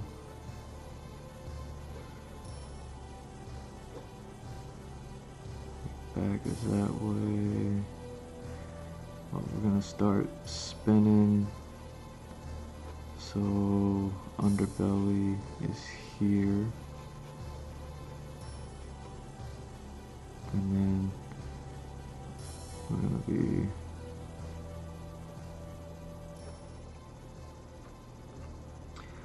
alright, so underbelly shows, we don't see it.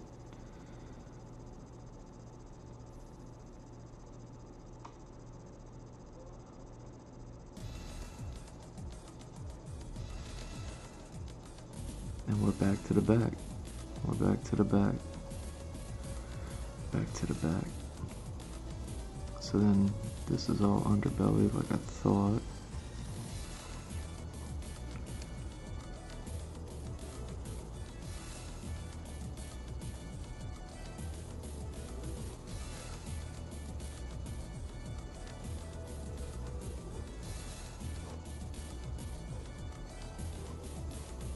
Alright, there's that.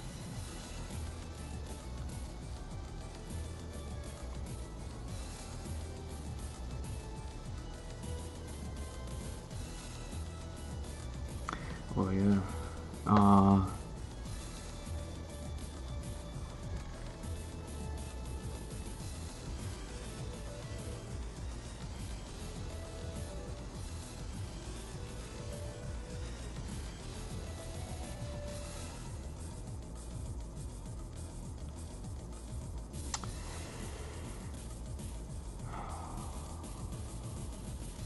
Your back, you're gonna be forward.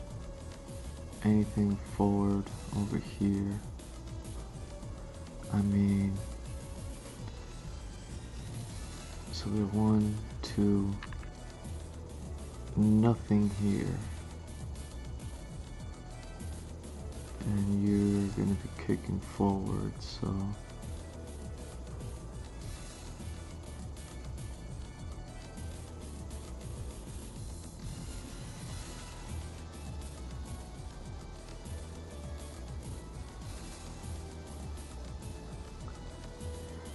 kick it forward. How would you go?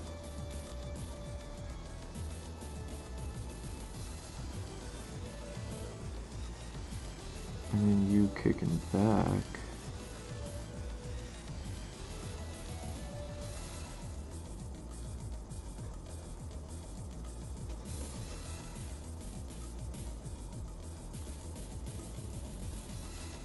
Okay.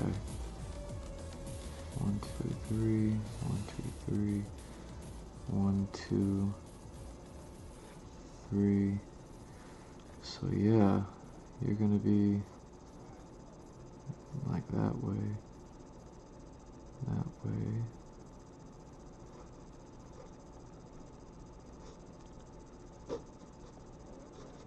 Nice. Okay, so forward, big kicking, and dang, going back, going back.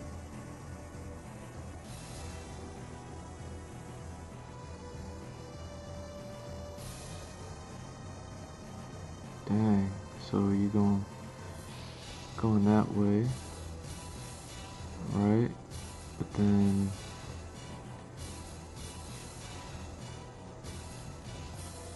big kicking like this. So 1, 2, 3. Does that make sense?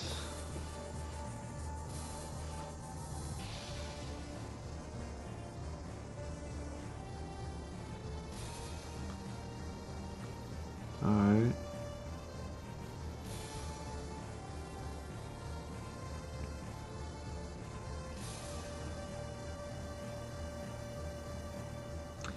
Yeah, that doesn't make sense. So let's try it again.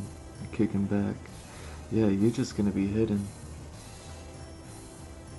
We're not gonna see you at all. Yeah, you're just gonna be hidden. What a shame. So, yeah. 1, 2, 1, 2, 3. Big kicking. So back. Yeah, you're gonna be hidden no matter which way I go.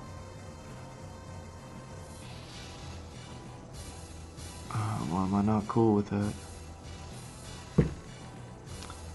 Why am I not cool with that?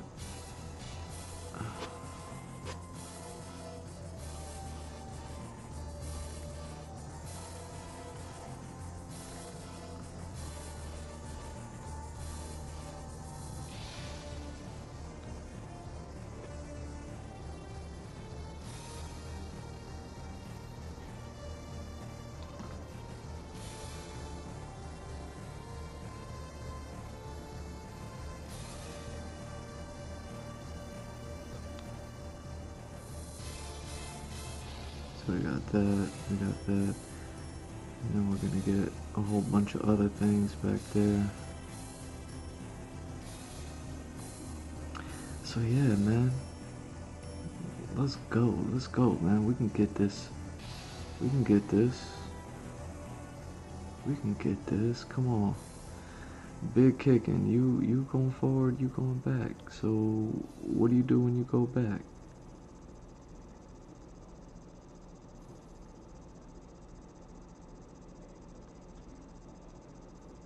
So that way, I mean, I gotta get you there. And to get you there,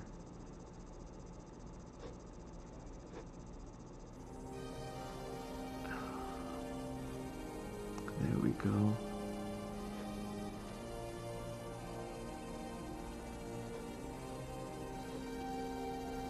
There we go. So like that. Yeah.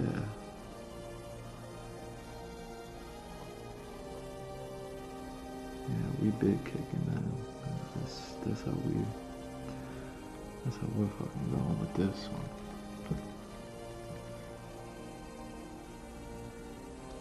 Cause that one's over here. So yeah. 1, 2, 3, 4. 1, 2, 3, 4. Now it's just about getting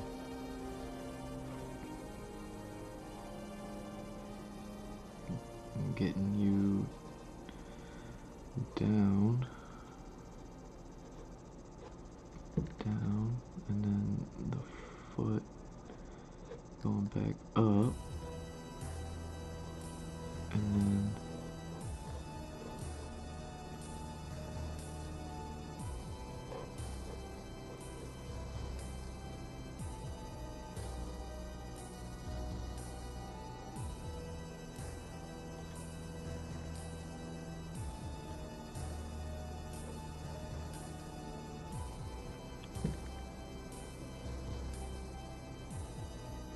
There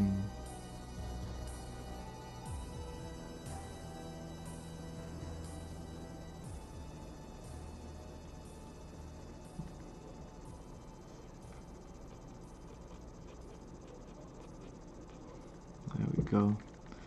So there's that, and now, yeah, with you, I'm gonna have to like really get that, and same thing with you, really get that, and you gonna be all this.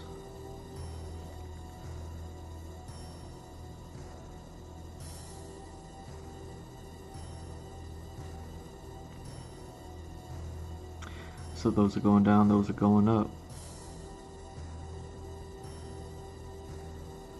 I'm not mad at it. So, get kicking. There's that. There's that. Okay.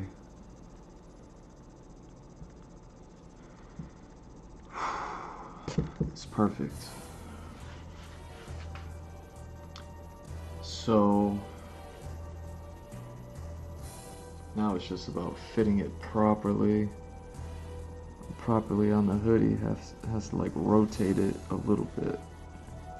So if this is where I have the half is actually maybe this way, which means the collar is there, shoulder,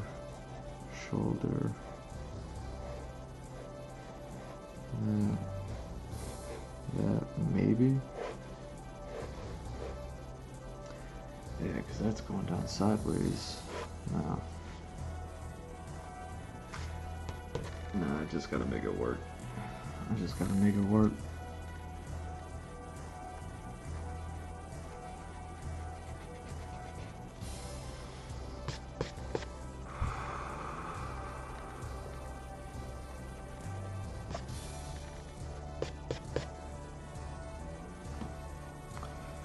So now, yeah.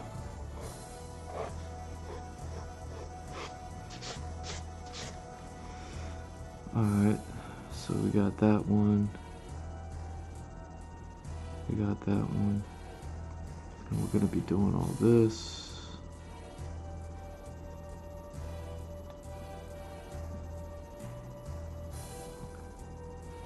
And that's gonna be its own. That's gonna be its own monster, man. Okay. Same thing here. We're gonna have this going around and then coming back around here. And you're gonna be your own monster. Like that. And now what with the tail? We're gonna fin it out. Why not?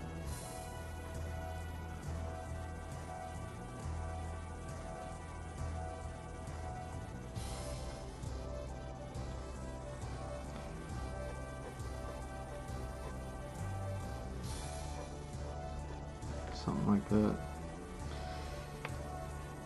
Match the fins over here.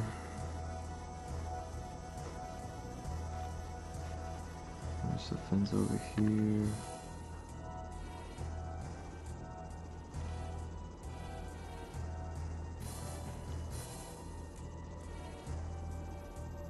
And then we just go full monster. I'm going full monster here.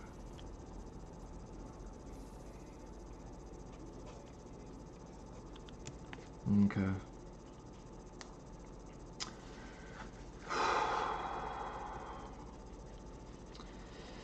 Let me draw it a little bit bigger. What time is it? Oh man, we are out of time.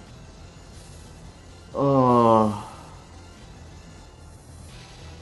Oh. All right, let me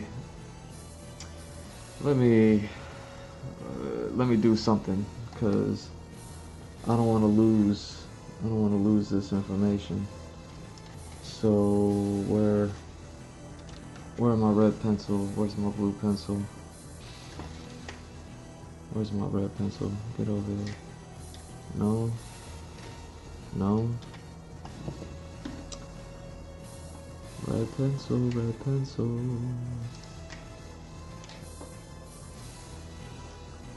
Is this you? No. Come on. How many pencils I got in there? Come on. There you are. Leave it to me to have 50 pencils. Okay. So you are gonna be here.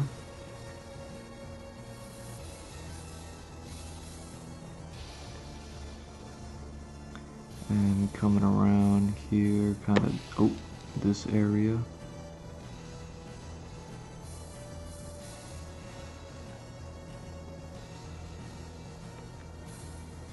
And the other one is coming around here.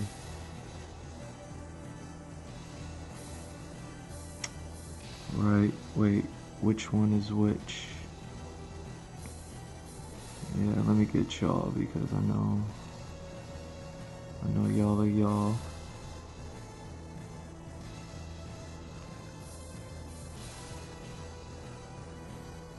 There we go. And then we're roping back around here. There we go. So we got 1, 2,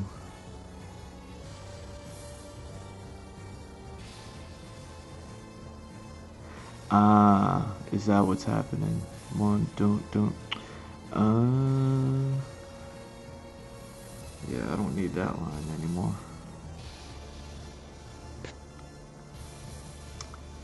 And I don't need this anymore. But I need to clean you up.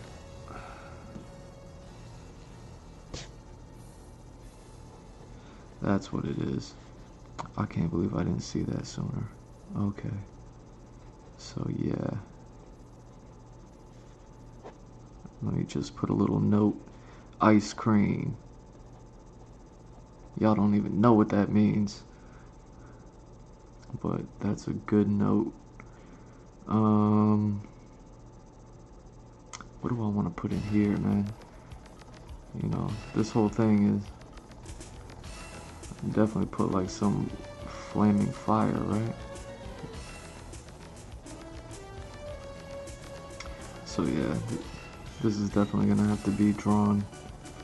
I'm gonna need to do a bigger sketch, and then I'm gonna have to do a final draft.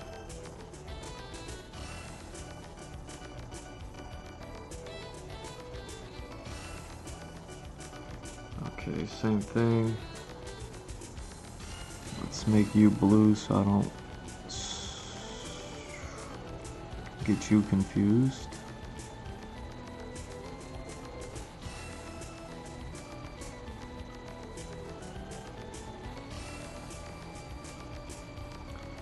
And or do I want to put the blue flame over here? Well, we'll figure that part out. Cause yeah, that is the forward hand. It makes sense to do that.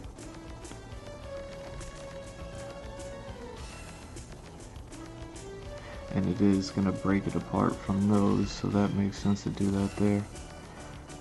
And then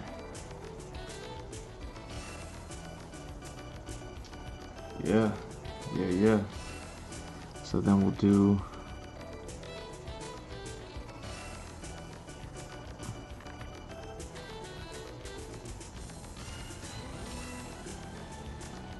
houses and pipes. There we go. So we got that's gonna happen, and then And then we got that. And we're gonna go full demon over here. Okay.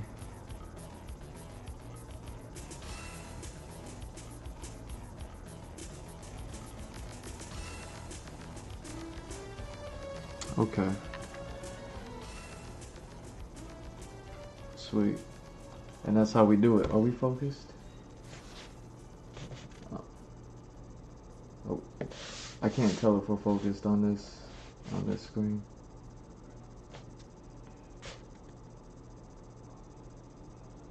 Either way.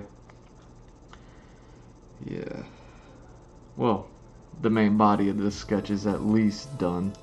So that way I can kind of lay out and throw the details in later. That might be something that I do. I don't know when I'm gonna do it. Because I came in late tonight, I wanted to you know, do a little, switch it up a little bit, because I originally came in to just, not just continue working on the characters, but you know what I mean, like, to pick up where I left off, and I was going to continue to do that stuff. But because I came in late, I didn't even get my hair done today. That's probably what I gotta go do right now, till I pass out. But yeah, I figured I'd come in here and have like a little bit of fun, and you know, it was a little bit of struggle in the beginning with the whole thing that's going on, but it is what it is, right? So we got that sketch. You see, I could derive something like this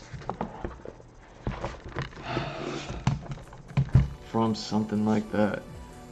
Looking at the original sketch here, you might be able to see on his first sketch he did throw at least 6 legs on this monster, or on the castle, you know what I mean? If it's like 3 or 4 on this side and then 3 or 4 on that side.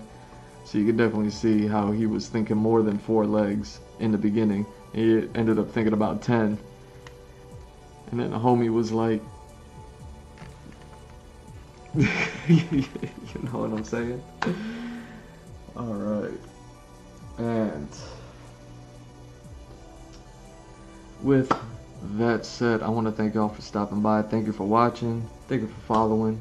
You know what I'm saying? Definitely a struggle tonight, but it's gonna happen from time to time. That's just how it goes. I'll figure it out. Slowly figuring things out. I feel like the cameras are working better at least, so I kind of got those settings fixed. Just took a little bit of work, so I'm happy about that. You know what I mean? We gotta count the wins over here. But yeah, that's gonna be it for this one, man. I'm G Mr. Drew, at G Mr. Drew on all socials. Follow, like, subscribe, all that good stuff. gmrdrew.art, the website link is in the bio, it's right there. And yeah, merch stores. Get some dope merch. That code potion for 20% off store wide may or may not still be going on. So check that out on the Nakama store. And I'm gonna figure out the other stores coming soon, which is where this merch design is actually gonna be ending up going anyways. So yeah, keep your eyes out for those. And then